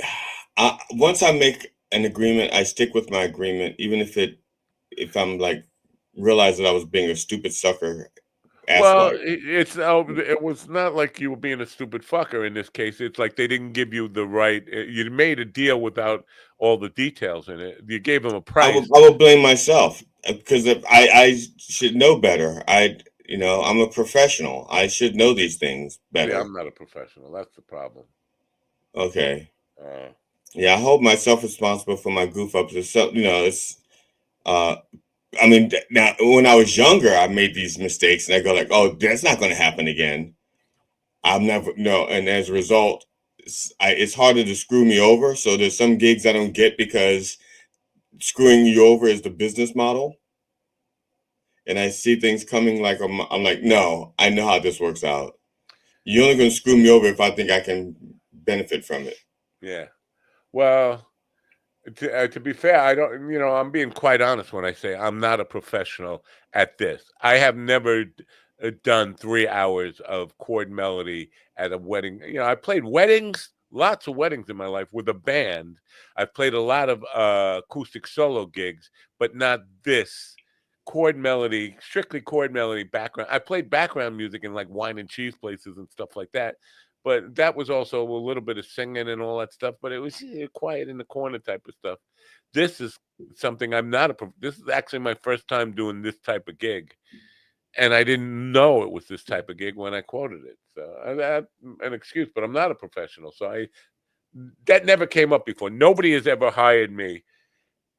Asked for the price. The demo tape I gave her was me singing at an old folks home. And then it was only after that she said, we just want background music, this mellow stuff in the back. Like, wait a minute. You could have told me that up front when I was quoting you a price on it, because that's different, right? My wife was telling me I should go and make the phone call and say, I think it's going to take a little more money. Would you bring a tip cup to something like that to a wedding? No, right? That's bad. I would, yeah. You would? But I would, but I wouldn't. See, I think a tip cup is kind of like a beggarish. So I'd have like an athletic cup that I would have like this slap tail mug, and I would tap it like it's an athletic cup, and I would just, so they could put money there in my cup. But it wouldn't be a tip cup because the tip wouldn't be in it. The tip is behind it. It's just a supporter. That's what I would do with it. I would never use a cup like that because you can't see through it. Because you always, you feed it to begin with. You put like a 20 in there to make people think, oh, look, somebody left a 20. I gotta leave it. I gotta leave at least a 20. So you want it to be see through so they could see there's money in there and how much it is. And I wouldn't bring a cup that small. I would intimidate them by bringing a laundry basket. A transparent laundry basket? Yeah. Or, at least with the little gratings so you could see through and see there's money. Whoa, this is an awfully big. You must be expecting a lot of tips. The guy from Bar Rescue. Oh, yeah, Bar Rescue. You remember that show? I remember that show. I don't remember the guy, but I remember the show. Yeah, the guy came to one of our gigs, and Mikey got excited when he saw him walking in. He was like, "Wow, look who's here!" Like, okay, big deal. He's on like some fucking cable show in the middle of the night. Who gives a fuck?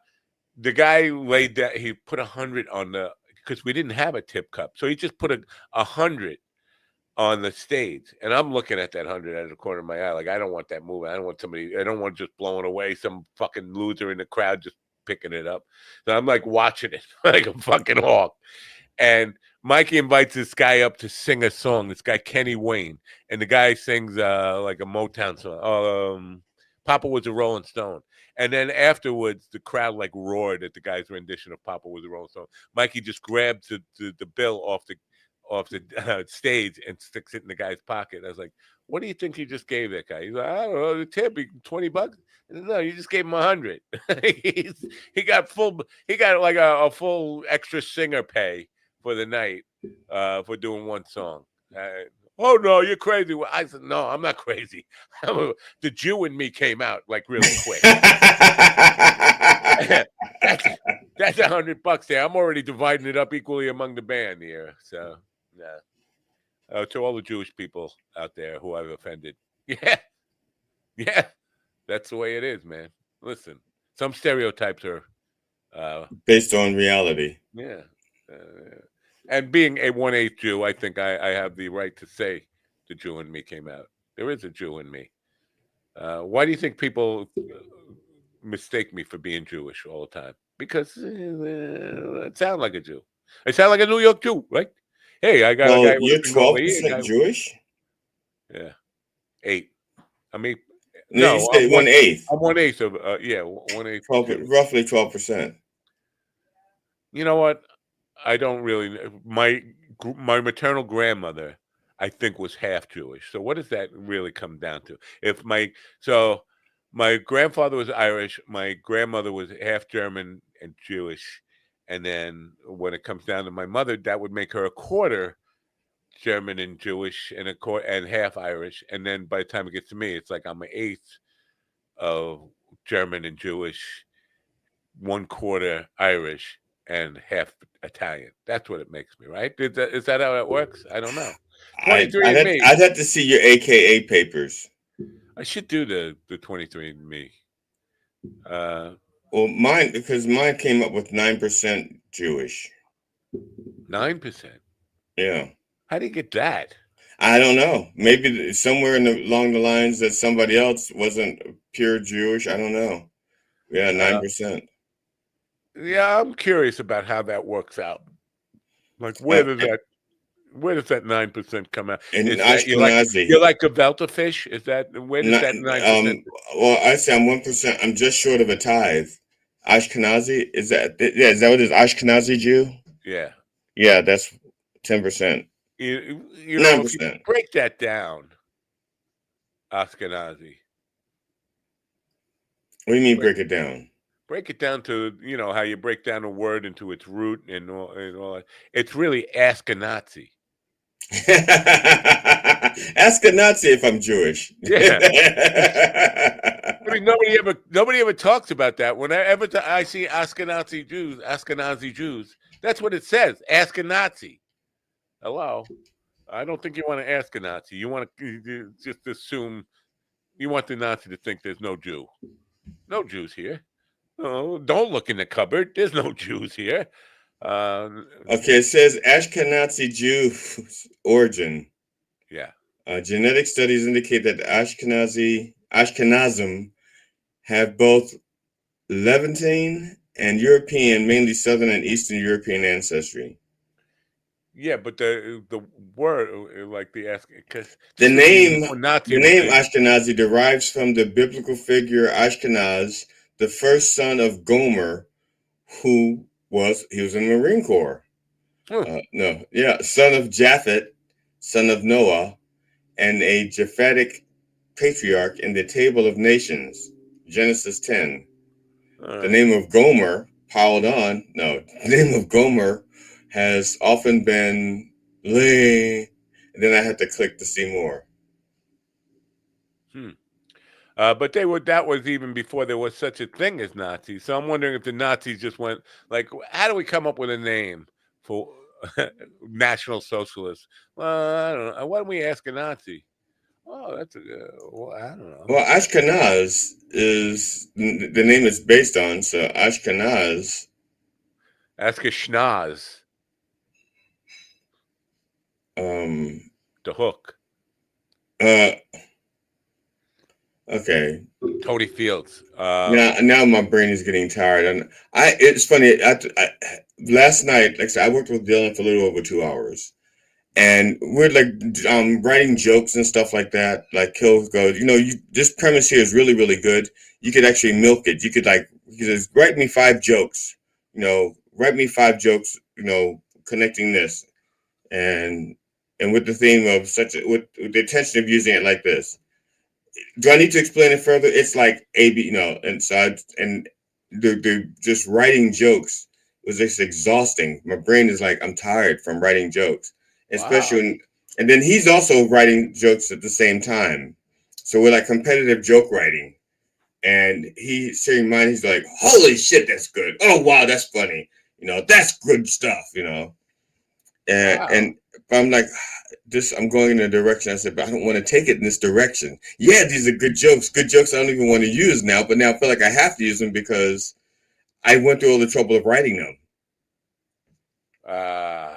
Now Scott Curtis is chiming in because I pulled up a memory from Jamie Dykes. Jamie Dykes, when he was first on the program, used the word cunt a lot, more than most people use the word cunt.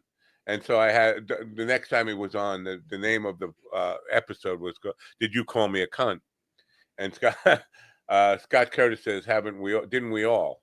I feel like that's that's a low blow. I mean, not every. My mother never called me a cunt.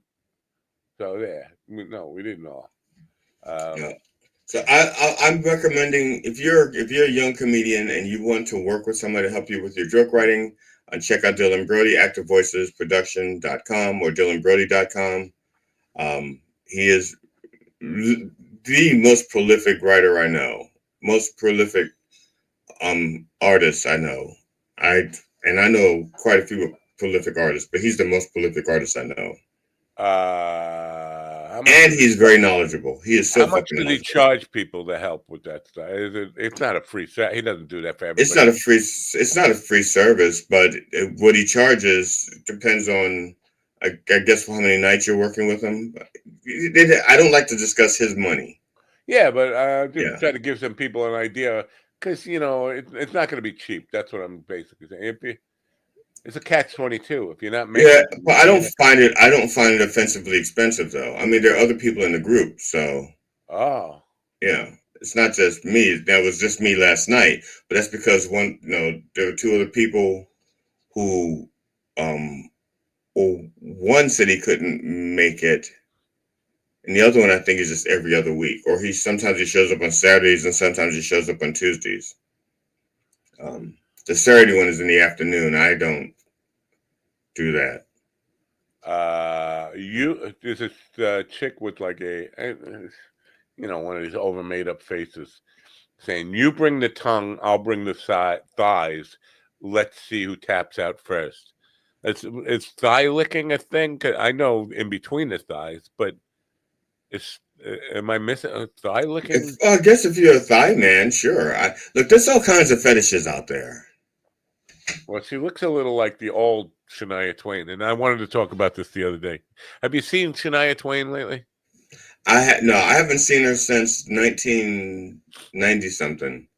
I went to a guy's office. This is a professional workplace, and she was a teenager back then when she started, right? She was like 13 or something when she started. No, I mean she was in the 90s. She was already like in her 30s or something. She was a Vegas showgirl. That's how she got her start. But she wasn't a kid.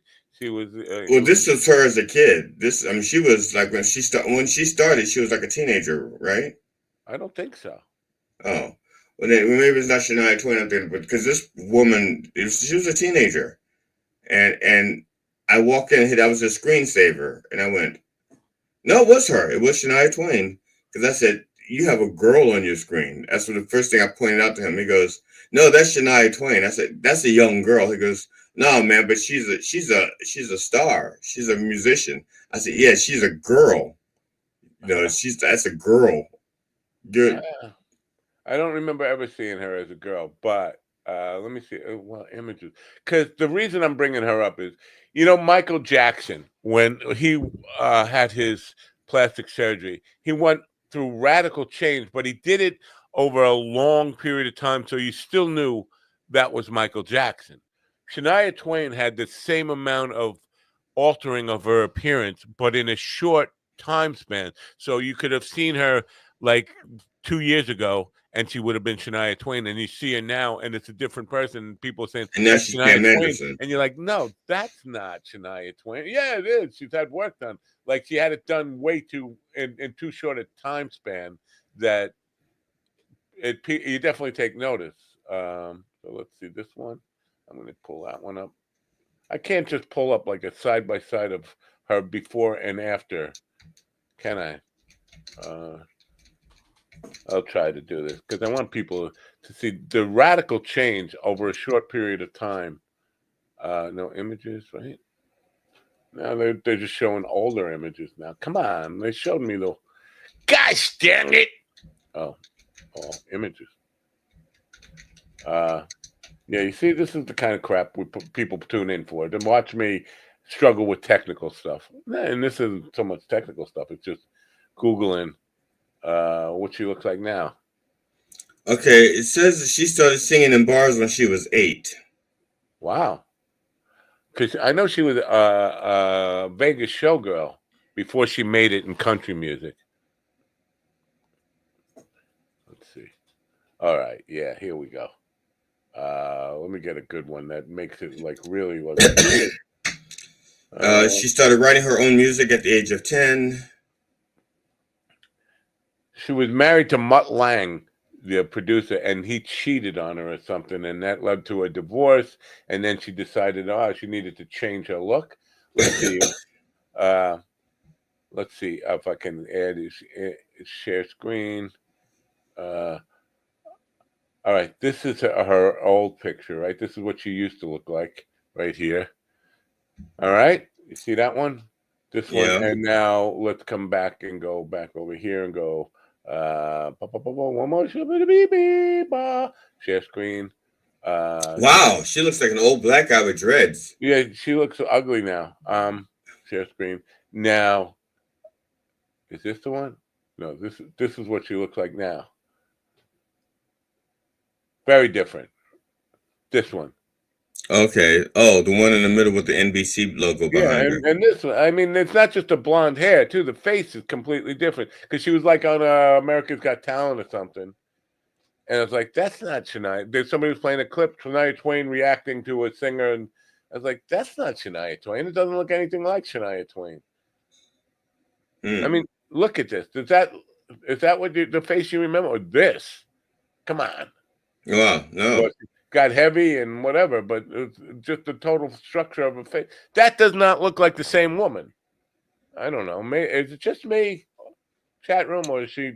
I don't think she looks the same, but then again, I'm not. Okay, so your point is that she's let herself go? I don't know if she let herself go. She let herself go to a plastic surgeon. Let me just see. Shania Twain, new look. Yeah, I don't know. I think there's a point where, all these, like, what the fuck is... I'm looking for all, and it's just giving me pictures now. Now it's giving me before and afters. Just something about, like, what the fuck happened to her. Like, Shania Twain debuts new look for Vegas. Just not even... It's a radical change in who you are, and that's got nobody even said. I think you're going too far with. I think because you don't want to offend people and say, "Well, it's nice that you had a little work, but enough is enough." Like, you don't need a new nose, new cheekbones, new eyes, new lips, all that stuff. Plastic surgeons explain Shania Twain's return to public life. Speculations about her new look. It's a whole thing, but too much. Too much is too much. I think we've got an epidemic of plastic in this country. People are. What's the matter? You don't like the way you were born. You don't like. I could never. I mean, I shouldn't say that. I probably could get something worked on, but I just what.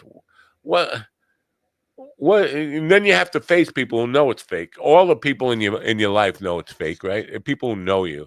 Like if you came on looking like I don't know, some young stud tomorrow, I'd be like, TD, that's not you. I don't know why would I downgrade myself to look like a young stud when I'm perfectly happy being an older stud. Well, that's the thing. Most people aren't happy. They're just not happy with the way they look. Like that Caroline Leavitt.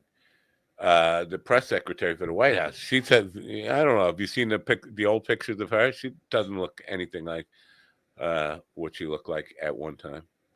Sorry, folks, I'm not a big fan of plastic surgery. Oh, hello, buddy. I'm not your buddy. I love your streaming content. Yeah. I would put screaming content. They left out a consonant between the S and the R. Yeah. Maybe it's a P. Maybe they left out the P. To that guy, I would say something like, "What? I'm glad you got ass raped in fucking prison. You're a fucking dick." You know, I put a little too much emphasis on on that. Do you hear that? What? I'm glad you got ass raped in fucking prison. You're a fucking dick. Your dick is a little hard. That's a hard dick. Don't you think that's a hard dick? I've seen harder. I've heard harder. All right. Let's listen to some news. I haven't heard the news in a while. South Korea's military has begun removing loudspeakers along its border with North Korea. The action aims to reduce tensions between the two nations. The speakers previously broadcasted music and news across the border, often provoking North Korean responses. Thai and Cambodian officials also met recently to discuss cross-border issues, signaling a... All right. Now, instead of taking the loudspeakers down, why not just play some elevator music for them to calm them down? Hey, North Korea, here's a really schmaltzy version of Enter Sandman from Metallica. Da da da da da da da da da da. Enter night, exit light. No. And then everything will be hunky dory. Why that? I mean, loudspeakers. Is this a way to ease tensions? I don't think so. I've only used it once, and it did ease the tension. As a matter of fact, it just stopped the battle altogether. But it was not against another country. I did it against my next door neighbor. I got an idea. You want to ease tensions?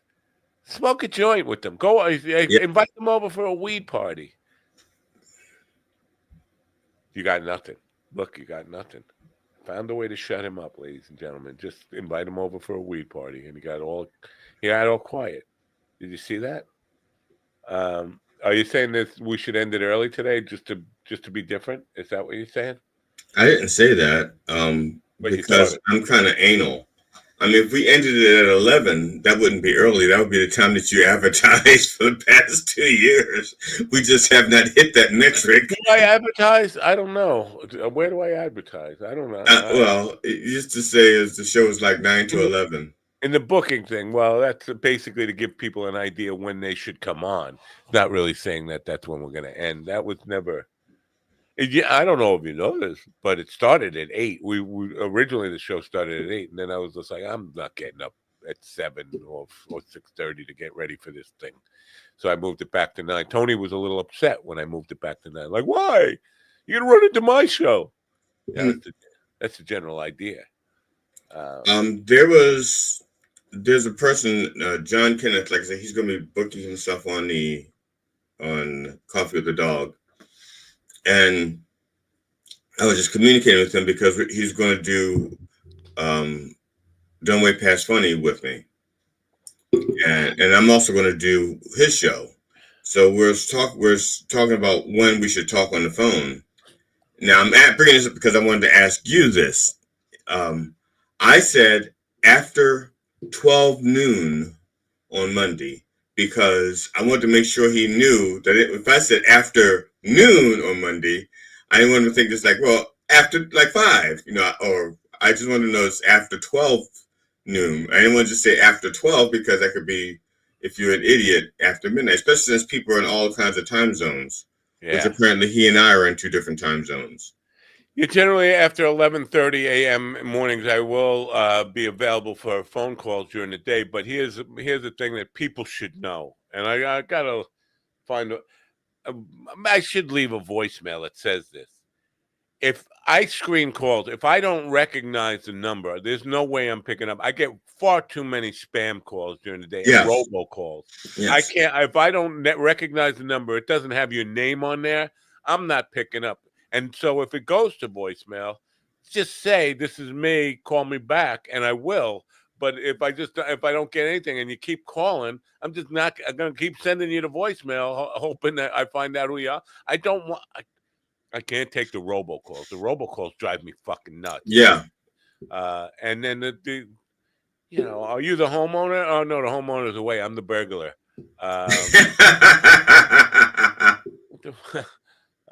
But so don't. I can't untie the homeowner just to talk to you. Thank you. That's a good one. I'm going to come up with that one. It's a sales call. You want to take the gag off? Oh, no, he's tied up at the moment. Yeah, that would be a good one. Hold on, you can talk to him. Don't you get blood on my phone? Yeah. Well, I think they think they're calling a landline when they say that, right? Because they can't be thinking. There was a time that they were not allowed to call cell phones. That was like a law. You could not call cell phones for sales but that was also because back then we got charged by the minute on calls. Yeah. And so they were asking us to pay them so they could sell us stuff. And people would be like, look, I'm paying for this fucking call. Goodbye. I'm not going to pay for you to sell me shit. Goodbye. Yeah. I mean, and I thought there was a thing about robocalls where they were outlawed, and now... Right. And the things, they kept putting more and more loopholes in it to the point where it just didn't matter. I get them all day long. So when I give my phone number out to, like, there's the contractors, we're taking bids to get the retractable awning. I would say to them, look, I'm not going to answer my phone. Text me a message or leave me a message, because I'm not going to answer it, because I get too many, and I'll get right back to you. As soon as I see that I missed a call, I would check to see what I missed. Or text me before you're calling and say, this is me calling, pick up. Right, and then I can put the number in. Yeah, that's the other thing. But sometimes, especially with businesses, the business may call you, but you have the contractor's cell phone number in it, and you don't know that it's the business. Then they try to give me the business when I don't know the business. Oh, they're giving you the business. Yeah, the business. Yeah. Coming back to where I started. Well, me not liking the Godfather movie. That's all fine. Howard Stern not being on Sirius XM. Now, that means there's an opening. Don't get me wrong. I'm not fucking thinking I belong there. But Sirius XM, is there any use for it? She thinks I'm talking to her. Is there any use for that now? I mean, first of all, it is for me. I have it in my car. Now, this is what I used to use for me, but because I did a number of private events, especially in the beginning of my comedy, I had a portable Sirius XM that, I could just take with me with the antenna, and I would use that for background music while I was setting up and while people were coming in and sitting. And so I would use the XM for that, just for background music. And that way I didn't have to worry about having CDs or DVDs or stuff like that. I would just hook that up. You couldn't use like Pandora or... I don't have Pandora. I don't have Pandora. You don't have to have it. It's free. Just a browser will do it. Like if you... No, I don't have it. Don't have it. Where would I put it? Don't have it, like on your phone. It's on your phone. No, you have a browser on your phone. It's not on my phone. You have a browser on Spotify. I just put Spotify on my phone because of Alan Katz.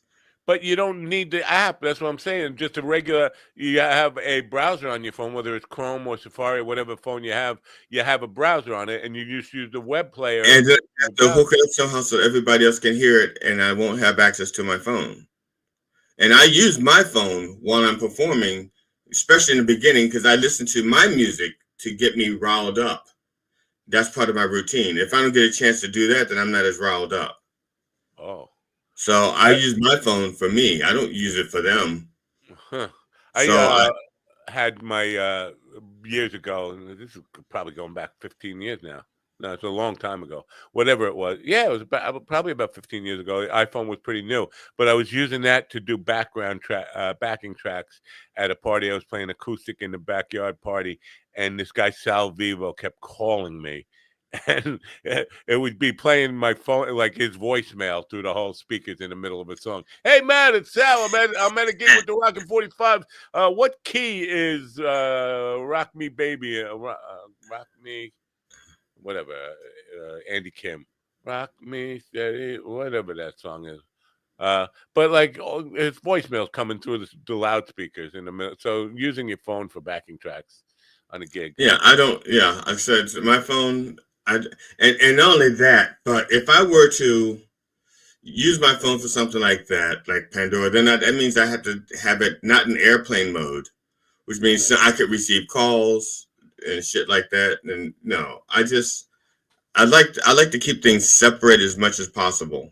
So I had the XM radio so that I could pipe in music, and when it was done, I turn it down and I do my show, and I can still have my routine of listening to my music in my ears. No. guy now is going off about amnesty for illegal immigrants. That will just encourage more people to come. No, nobody wants to come here anymore. Actually, everybody wants to leave. You made America so shitty. You didn't make it great. You made it shitty, so nobody wants to come here and nobody wants to leave. Congratulations. Well, no, there are white immigrants or immigrants who want to come here now. Really? Oh, South Africans, they were, and like even they're putting like they're trying to make it so that they don't say we only want white people, but they're making it so that only rich white people are going to be able to come. It's like putting a $15,000 deposit on a visa. Not the card, but if you want to, was it a working visa or something, or a student visa?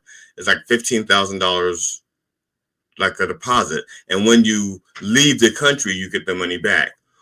Who can afford to give up $15,000 for that period of time unless you're rich already?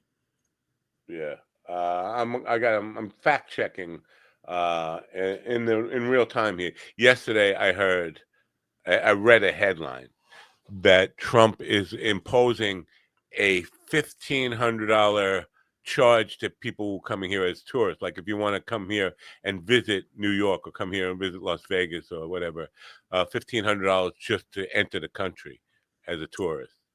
That like the tourism is already hurting because of the tourism fee.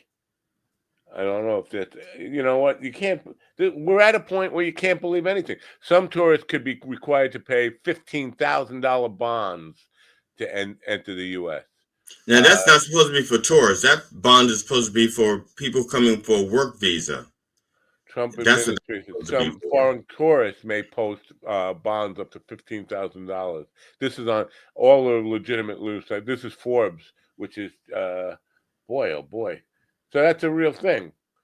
As a tourist, so you want to come to visit, let's say, for a week and spend your money and help our economy. We're gonna make you put up $15,000 bond, and I guess you get that back when you leave. Yeah, supposedly, yeah. Again, so you're gonna have less money to spend while you're here, then, right? That can't be. It can't be good for our economy. I don't know what the thought is behind that. Like they're thinking there is no thought behind it. Trump has this thing about just throwing shit out there just to see what people can complain about and what they're not going to complain about, see what he can get away with, and to distract people. The man's he's an abject failure right now, especially with the economy, with the way he's trying to cover his ass with Epstein.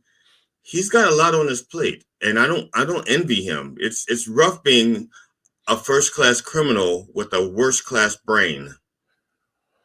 Couldn't we start and listen, I'm not a big believer in prayer, but couldn't we start like a prayer circle? I mean, there are enough people that if prayer worked and we all get on the same wavelength of trying to wish him, I don't know, dead.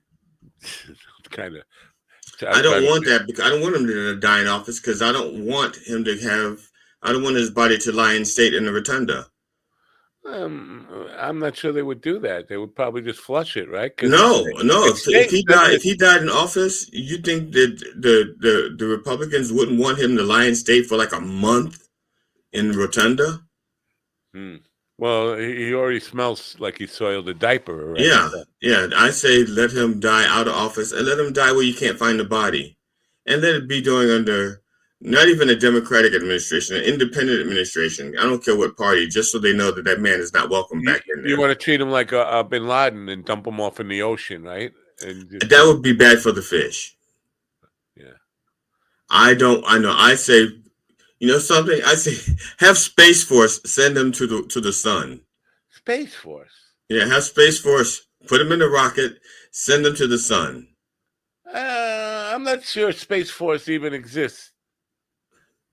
They take job applications. I know they have a website and you can go there and apply, but just the Duffy, the transport now to the moon, Duffy, the transportation secretary, said we want to build. I'm sorry, you made it sound like Puff the Magic Dragon. Puffy, Duffy the Magic Dragon. Duffy, but he wants to build a nuclear power plant on the moon. And just this morning, he announced that we're in a race with China to get to the moon. Like, what is this, 1969 all over again? But NASA and SpaceX, not Space Force, NASA and SpaceX are involved in that initiative. Where is Space Force? This is why I'm saying I don't think Space Force even exists. Because if they did, wouldn't they be the ones going to the moon? Why is NASA still doing it if Space Force is? Well, Space Force isn't supposed to do exploration. They're just supposed to do space protection. It's a protection racket. It's a nice satellite you have there. It'd be a shame that something happened to you. You need to make money. You need to make a payment to Space Force if you want us to protect your satellites, Mr. DirecTV.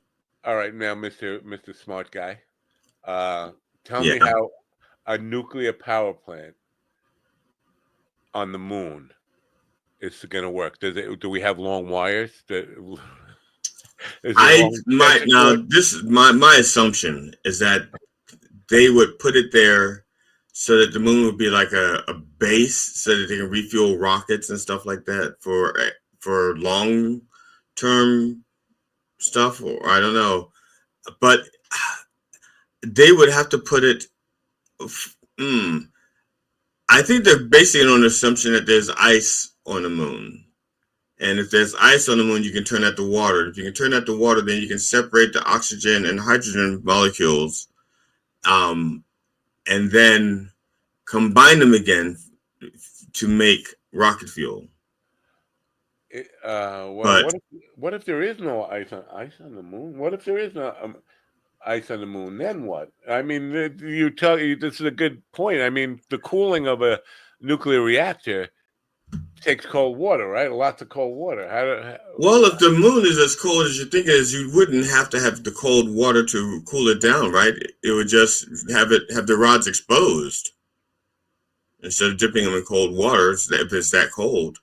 Yeah, according to this, the only moon that has known to have icy water is Jupiter, Europa's moon, the moon of Jupiter, Europa. But I don't know if that's ice water. That's solid methane.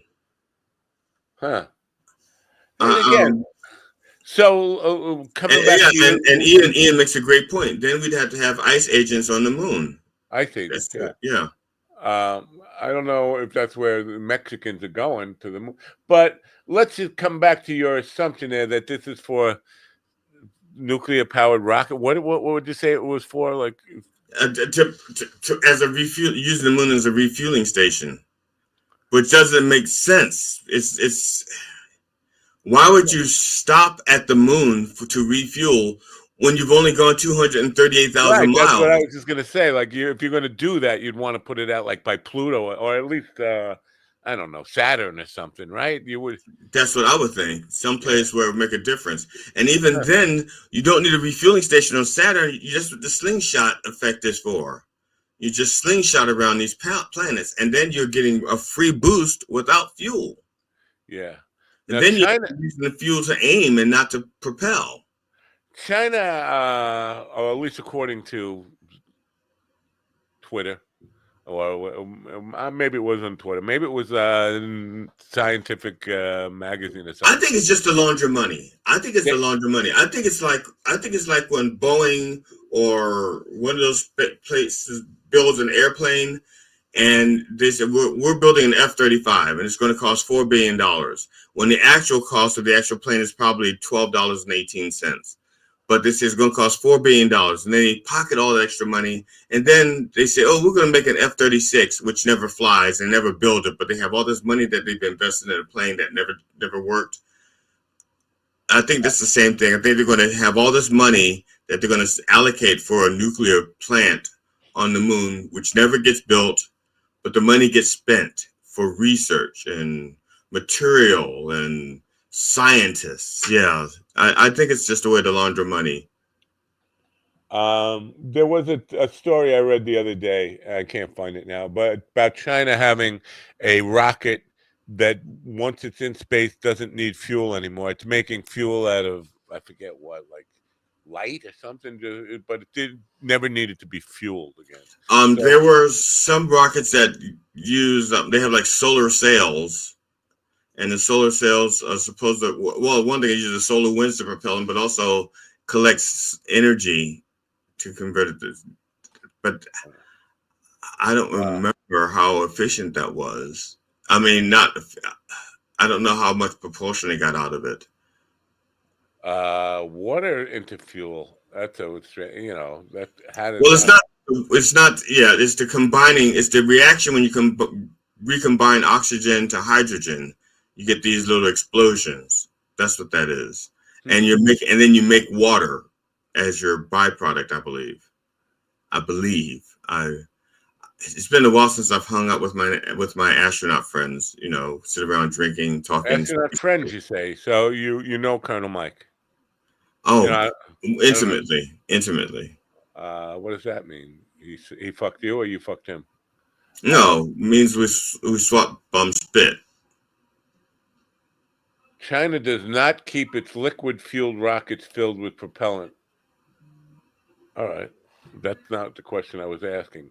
No wonder people are turning to AI Google. You're letting me down. That's all I could say is you're letting me down. Yeah, I don't know. You never know. We're at this point where everything you read needs to be fact checked now. You can't read anything without saying, "Is that true?" Well, that's why you got that disclaimer in the very beginning. The opinions expressed on the show are those of the host and the guest. Independent fact checking is encouraged.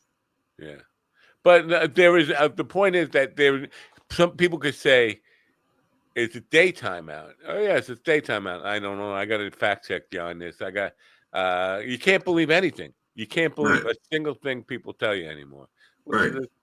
It's a sad place to be. It used to be like, you remember back in the day when somebody said, I don't know, there's going to be a meteor shower next week with 15, what did it say, 1,000 or 1,500 meteors in a single night. And now you go fact check it. It's like, no, that's a lie. That's not happening. So everything needs to be fact checked. I like the days when you can believe stuff. That's right. I was camping, illegally camping. I can say it now because the statute of limitations is way past. But we were on top of Mount Rushmore camping. It's illegal. You're not supposed to do that. Yeah, that's a native land there. You don't even get the 2 for 1 on the weed there. I was native to the United States at the time. I was born here. And we were watching meteor showers, and there were so many meteors, and they looked so close. And I was telling my wife the other night, I said, to this day, I could swear that I could hear the meteors going by, but you couldn't. But in my mind, I could hear every last meteor going, but you can't. But I heard a sound effect in my head for every meteor that went by. And to this day, I would swear that I could hear it. The sound, if you gave me like a synthesizer, I could probably re-synthesize the sound that I thought I heard that I didn't hear. But my mind attached a sound to that meteor, to those meteors. Did you fact check yourself? Did you Google your own brain? I did fact check myself, and I really was on top of Mount Rushmore, and I did have pictures from up there. I don't know if you know this about the world, but in the last week, we've had 3 earthquakes in the tri-state area. Well, now that's a rare. I mean, we were on the air one day when we had a little one. Which 3 states? New York, New Jersey, and Connecticut. Okay. Now they were small earthquakes, but it's unusual for us to get earthquakes. But 3 in a week, it's super unusual. Yeah, like 5 days. Yeah, because we have the older mountains. Our side of the country is the older side. We're not as, which is why our mountains are much older than like the Rockies and stuff.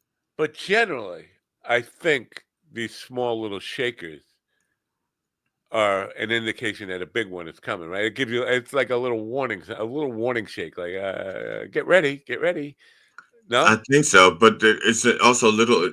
I guess, but we've had little shakes before. I don't. It could be. I just get nervous because of every time we take stuff out of the ground, like oil and natural gas. We have to replace it with something. Otherwise, there's going to be a gap. And whatever you're replacing it with, let's say you're replacing it with water. That's not the same density, the same viscosity as natural gas or oil. It's going to be unstable. Shit's going to shift. We're doing this to ourselves. So I'm waiting for the big one. There was a theory that our fossil fuels was not actually from dinosaurs at some point. Someone saying that it's not, that those aren't dinosaurs. It's like a different process that we've gotten the fossil fuel from. There's a whole, and not surprisingly enough, that these are MAGA Republicans who are coming up with this. Dinosaurs never existed. It's a myth. It's just like a fairy tale. So what do we do with the bones that we keep finding? What about the fossils? I don't know. What about them? Well, fossils aren't real. Because you can still find them. There are actually some places. The problem isn't finding fossils. The problem is finding pieces big enough that you can reconstruct a whole dinosaur. That's the problem. Right. But I don't know. You know what? I wonder what they're arguing. Can I Google that? What's the argument against dinosaurs? Jesus is the argument against dinosaurs. It wasn't mentioned. They didn't put them on the. They didn't put them on the boat, on the ark. All right, you talk to the people. I want to grok this. Grok, hey, Grok is telling me to go fuck myself. People, I want to take this opportunity to promote plausible.com. It's a really, really good site to go to catch some of your favorite local comedians. Check them out as they do their shows and open mics on plausible.com. And also take this opportunity to endorse my good friend, Dylan Brody at dylanbrody.com. He has courses and workshops on comedy, as well as some of his own material, which is available. His books, his movies, his plays, his short stories, stuff like that. So check out dylanbrody.com and check out plausible.com. Are you ready, Matt?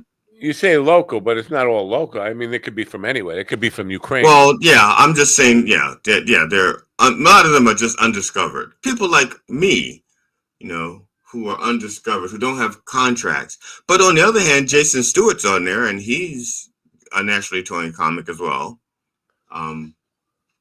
So. All right, this is what Grok says about the argument against the existence of dinosaurs. Generally comes from fringe groups, often rooted in specific ideological or religious perspectives. But it says one of the arguments posits that dinosaur fossils are actually bones from other animals, like large mammals or reptiles, misidentified by scientists. Proponents claim that paleontologists exaggerate or fabricate evidence to support evolutionary theory. Some assert that dinosaurs are a hoax perpetuated by scientists, museums, and governments to promote secularism, evolution, or financial gain. They argue that no one has ever seen a living dinosaur, so the existence is speculative. Oh my God. Scientists. But nobody's seen a living God either. There you go. But the idea that we have no pictures of Jesus, there are no Jesus fossils. Yeah.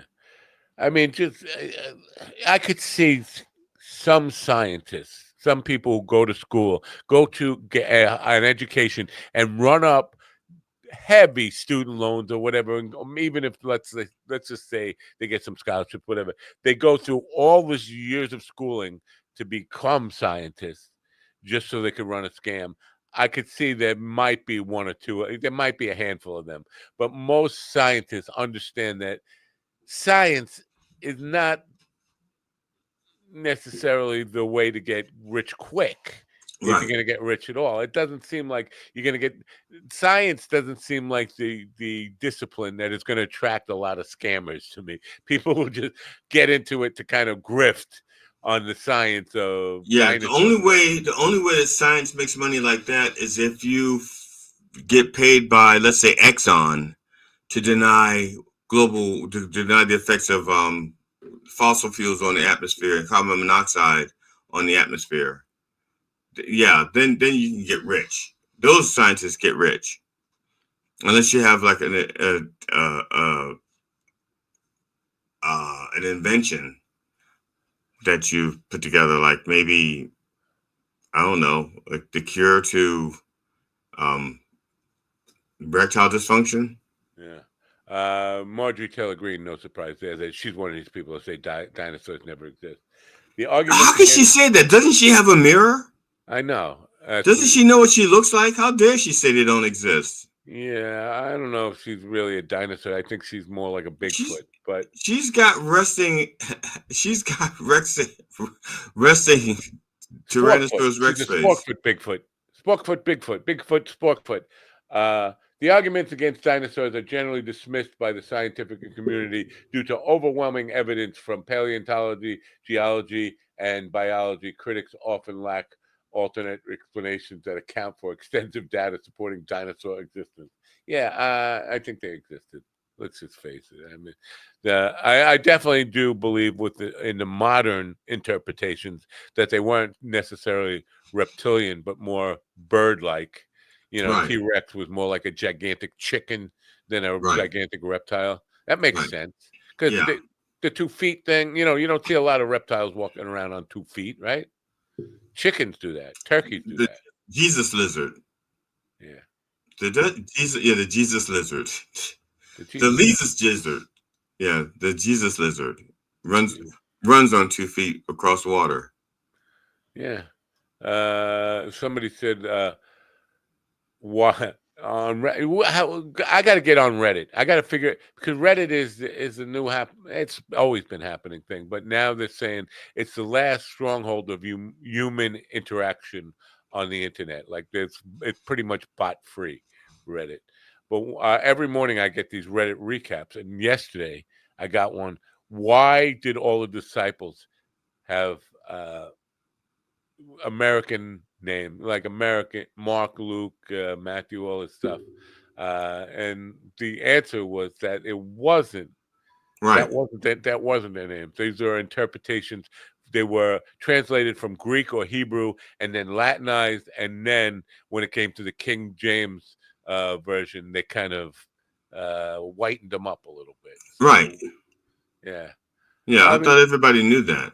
No, not everybody. Obviously, the guy who wrote that question didn't know that. I never even gave it any thought.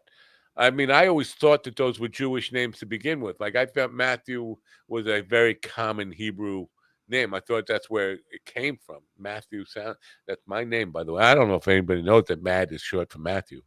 I don't know if you knew that about me. Are you sure? I thought it was short for Matt Hugh. Is that T actually connected to the H? It was a weird way to grow up understanding Matthew. Where does the U come from? I don't want no U on my name. And listen, the only people who ever called me Matthew was school teachers and my mother when she was mad at me. Oh yeah. Which Matthew, is why quite often I feel the urge to call you Matthew. I hate that name. I don't even like Matt, but I've gotten used to Matt over 65 years. But Matthew really bothers me. So if you were your parent and you just saw you for the first time, what would you have named you? Harry Dwarf. According to the story, and honestly, I wasn't there when I was born. I was missing when I was born. I wasn't in the room. But apparently I was covered in hair. And yours or hers? Was it like hers as you was sticking to? Was it hers that was like falling out and sticking to you on the way out? Or apparently it only lasted a day. Wow. But, yeah, I was ape-like when I was born. I was not dog-like, not like dog fur, more like ape hair. Which is kind of, I don't know if I believe half the fucking stories I was told about me growing up. But that's I know I had the umbilical cord around my neck and was choking to death on it. Well, yeah, but that sounds like your mother was just trying to take you out early. Oh, without a doubt. I'm sure that whether she did it subconsciously or consciously, I'm pretty sure that's what would happen. Like, and did she like tug on it? Kept pulling it? No. To be fair, I think I was an unwanted, like, and I'm still unwanted. But later in life, I think they thought they were only having one kid, and like she was 30 at the time. My mom was 30 at the time. She had her kid my brother, when she was 22, 23, and I thought, well, that's it. And then all of a sudden, and this, we got to remember, she had already caught my father banging her best friend, who was a neighbor. So she probably was angry at it. And then my father got burnt up and was almost dead. He was, I told you the story about stealing rocket fuel, and somebody lit a cigarette near him, and he almost got burnt to a crisp, and was in a hospital for, I think, 6 months, And and that's when you were recovering for 2 conceived. years. Yeah. So I don't think I was wanted. So I think whether, whether a woman can control where the umbilical cord goes, I think that does play into it. Like the unwanted kid, let's choke them to death in the womb. It's like self-abort. Well, I know I was not planned and not well received and not wanted, but my mother tried other things to get rid of me. She didn't use the umbilical cord. She tried other methods to try to get rid of me. The homeo. She tried the homeopathic methods. Yeah. Did I tell you about Maverick Napo? Maverick Napo. This is just a recent discovery. In the last week, somebody started following me on Instagram, Maverick Napo, and I finally decided to look him up. And his name is Matt Napo, and he goes by, his friends call him Matty Naps, which is interesting because that's what my son, all his friends calls him, Matty Naps. And it turns out he's born on the same day as my son. He's from New York. He's a heavy metal musician. Not that I was ever in heavy metal, but his name is Matt Napo. People call him Matty Naps, and he has the exact birthday that my son was born on. Is that coincidence? I mean, Matt Napo's not a common name anyway. He's from New York. It sounds like somebody's trying to steal your son's Facebook presence. That was my ex-wife's first assumption, but then when he posts every day, he posts his music stuff. He doesn't look anything like my son. He's got a career. I think he's almost 40 years old now, and still trying to promote his music and stuff. I would have given up on original music by the time I was 40, or never necessarily given up on original music, but they're trying to promote it and trying to make a career out of it. Right. But he's active, and he doesn't. It's not like he's trying to steal his identity. He's got no friends in common. He doesn't reach out to any of those people. He reached out to me because he saw I have the same name, or followed me because, hey, look at Matt Napo. He's got the same name as me. But it doesn't feel like a scammer. This is a legitimate Matt Napo. His friends call him Matty Naps, born on May 30th, 1986, which is just, to me, it's like more than just coincidence. Like, now that's weird. When I started doing comedy almost 11 years ago, when I went to put my name in Facebook, when I went to start a Facebook page, I wanted my mother to be able to find me, so I just went up as Glenn Fenderson, and there were 19 other Glenn Fendersons. That's already not a common name either. And that's what I'm saying. None of them have ever reached out to me and go like, "Are you me? Are you I?" Nothing. And so I went to GD Fenderson, and there was still like, no, I went to G Fenderson, and there was like 6 or 7 G Fendersons. So I went GD Fenderson, and I was the only one. Woohoo! So I'm gonna share this page because. Good morning, good morning, Mr. Love. Mr. Love. That's an awful formal greeting there. Well, that's how I greet all of them. Like Mr. Evil, Mr. Tail, Mr. Cough. I just did a Google search for Matt Napo. I got 6 results. 3 of them are me. 2 of them are the same Matt Napo kid from Colorado, here on the upper left side and the bottom right side. Right. The middle on the bottom, that is the Matty Naps, who's on Instagram. Kind of looks a little like Jesus. It says has a Megadeth t-shirt. Matt Napo. Yeah, this is the Instagram. Yeah, Megadeth. This is the metal guy. Now, I don't know. There is kind of some resemblance to me when I was younger there, but not like a lot. I'm wondering if this kid's related. New York. Yeah, whatever. I don't know. Does your brother have an illegitimate son that he named after you? He could. Not that he would name it after me. Maybe the girl would. My brother, listen, I got laid a lot when I'm not. This is not like Willie. I don't know if you know it, but women love my dick. I got laid a lot for a young man, and I only managed to impregnate one woman one time. So it doesn't. But my brother has had 2 kids now, both like not planned things, and he's had prostate cancer for 30 years. He's got a son who's younger than 30. Somehow he's still able to get women pregnant. But this guy who has he has like 9 forms of cancer. He's old as fuck, and he can still get women pregnant. I don't know if still. I don't know when the last time was, but the one most recent was a girl he met in AA. Like it's just a thing, and got her pregnant. But it seemed like I always had a low sperm count because I've had girlfriends for like when I was young in my prime. Had girlfriends for a year, 2 years, banging every night, fucking all night, never using a rubber, never even pulling out, and never got any of them pregnant. So that's what I was thinking. I've always had a low one also, like 6. I think I've had like 6 at a time. Yeah.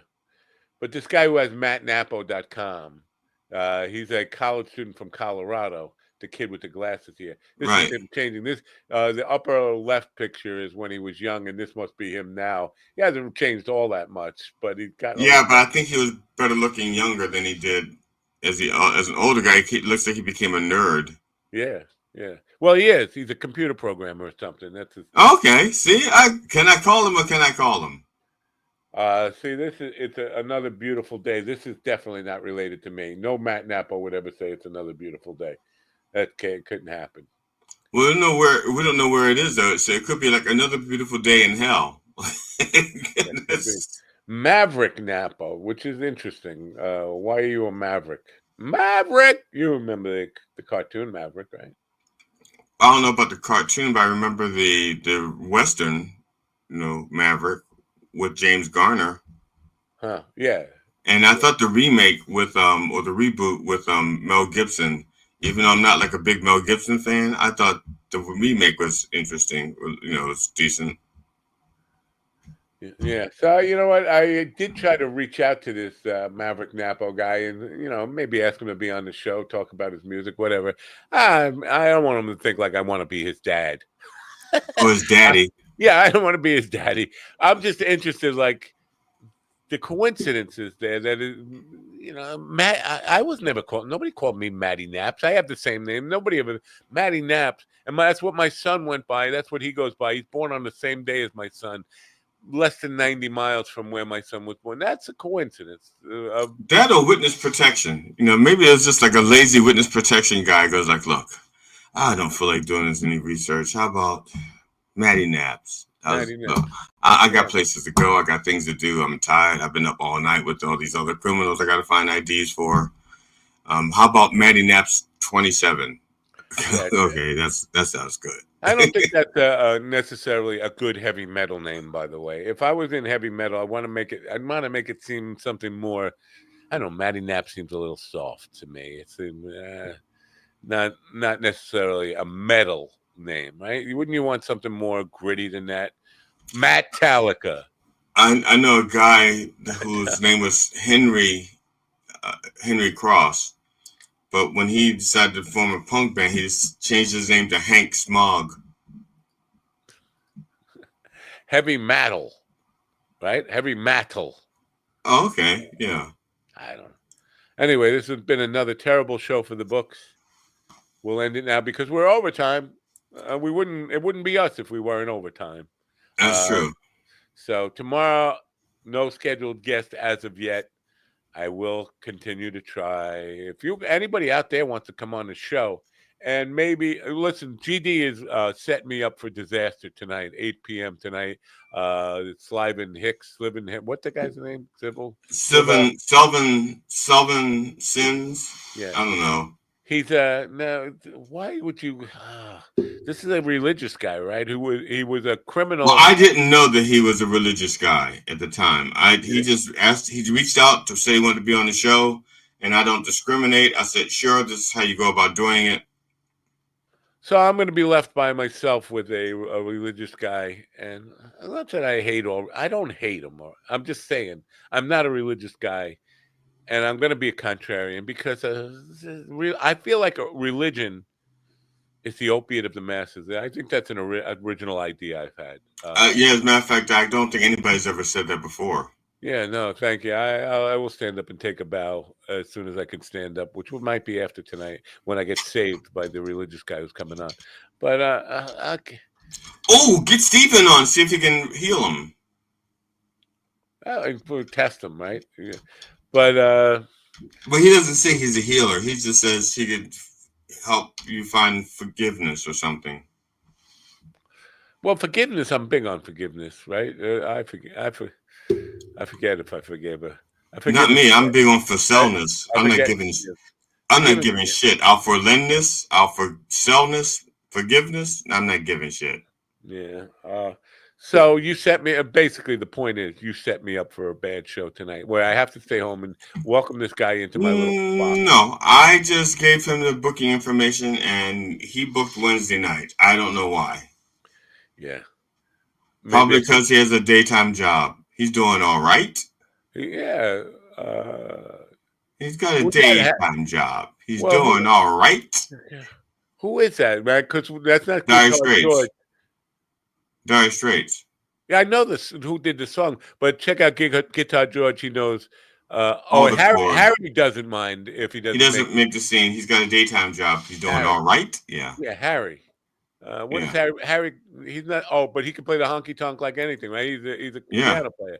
That's what Harry is. All right, so I'm glad we solved that mystery. Now, who doesn't make you cry or sing? That's George doesn't make you cry or sing. No, that's Guitar George. Yeah, because he wasn't strictly rhythm. He doesn't want. He knows all the chords. Yeah. He's strictly rhythm. He doesn't make it. He doesn't want to make it cry or sing. Now it doesn't say he can't. He says he doesn't want to make it cry or sing. There's was a big thing about why didn't Lennon play lead more in the Beatles stuff. George Harrison, I think, is an underrated lead player. He wasn't a shredder by any means, or anybody who played like these impossible ones, but extremely tasty stuff that you wouldn't think of. It wasn't just pen. Yeah, and it was nice and melodic. It was melodic stuff. Yeah. The solo on Something. You wouldn't guess that. Like if you never heard the song before, and I'm just presenting the song Something and said, okay, take a run on it, lead. You would never play what he plays on. It's just not something most guitarists would think of if you're going to just run on a solo like that. I mean, very weird stuff. Anyway, underrated. So I think Guitar George, who knows all the chords, was kind of based on Harrison, because he was one of those guys who threw in a lot of diminished minus sevenths, minus 11ths, and things like that you wouldn't expect in Beatles pop songs too. That's your guitar lesson for today. Well, Lennon says that he didn't play a lot of lead because he didn't think he was great at it. Yeah, but neither great. I mean, at it. There was now I did like his. I can't remember the song where they all took turns. Playing the end. Yeah, the end. Yeah. Lennon. I can tell which is which. And Lennon's stuff was. I think McCartney has the best lead solo on that. I do. That's just me. I mean, that's. Well, and the fun thing is, I like Lennon's best. Right. But then again, I liked his because it was just so different. Like he just threw something out there. Does this work? Yeah. But I think McCartney had the. I think, in my opinion, McCartney had the best solo out of the three on that end piece. That was kind of the start of the dueling lead guitar stuff in the 70s that took over, and then everybody had to have like 3 guitars, 3 lead guitarists, 4 lead guitarists, 19 lead guitarists. I'm going to tell people to turn on the radio, but do we know when the Spinal Tap movie is coming out? Is that scheduled yet? I don't know. I'm trying to decide if I want to see the new Naked Gun movie in the theaters, or I'm just going to wait till it comes out. Well, here's the thing, and about because I just learned the other day they had a poster, and there's a keyboard player. Did you know there's a keyboard player in Spinal Tap? I don't remember a keyboard player. I thought it was just guitar band because at one point they all played bass. Right. A keyboard player in it. And I don't remember there being a keyboard player in Spinal Tap. I don't either. They had a album cover and a picture, and the guy in the back is the keyboard player. I was like, I don't remember. Maybe he was like the Billy Preston to the Beatles. Maybe. Because Billy Preston was on, what was it, Let It Be? Yeah. And and he wasn't a Beatle, but he was really influential on that particular album. Yeah. Really good stuff. Yeah. All right. That's the show for you today. That's a shitty show for you today. Don't forget to turn on your radio and join me tonight to watch me just like one last question. Since we're talking about Billy Preston, what are you going around in circles? No. Who is there a keyboard player that you love to have you back? A keyboard player that you love to have worked with. So many. I mean, I don't know where to begin with that. I mean, I immediately think of Rick Wakeman. That's too advanced. But that's way, way, way beyond anything. It's like fuck, and would you consider Freddie Mercury a keyboard player because he played piano? You know what? I'd have to, but that's more of the kind of keyboard parts I like anyway. Just like accompaniment. There are some really good solos. Piano solos that I enjoy, but you were bringing up Layla the other day, and the end solo on that, Bobby Whitlock played that, but that's a complete ripoff from Rita Coolidge, and she had the tape to prove it. She actually dated him, and she had played that ending of Layla for him a number of times, and then it just ends up as a soliloquy on the end of Layla, and with no giving her credit at all. And she never even bothered to sue. I mean, good for her to be that big.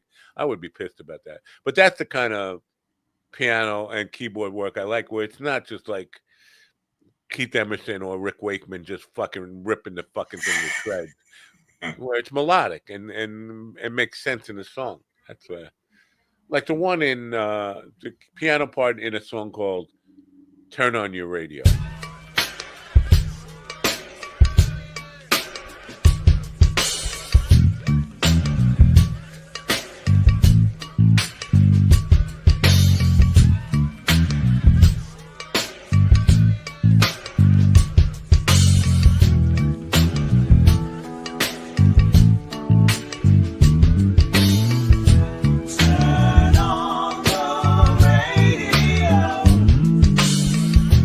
I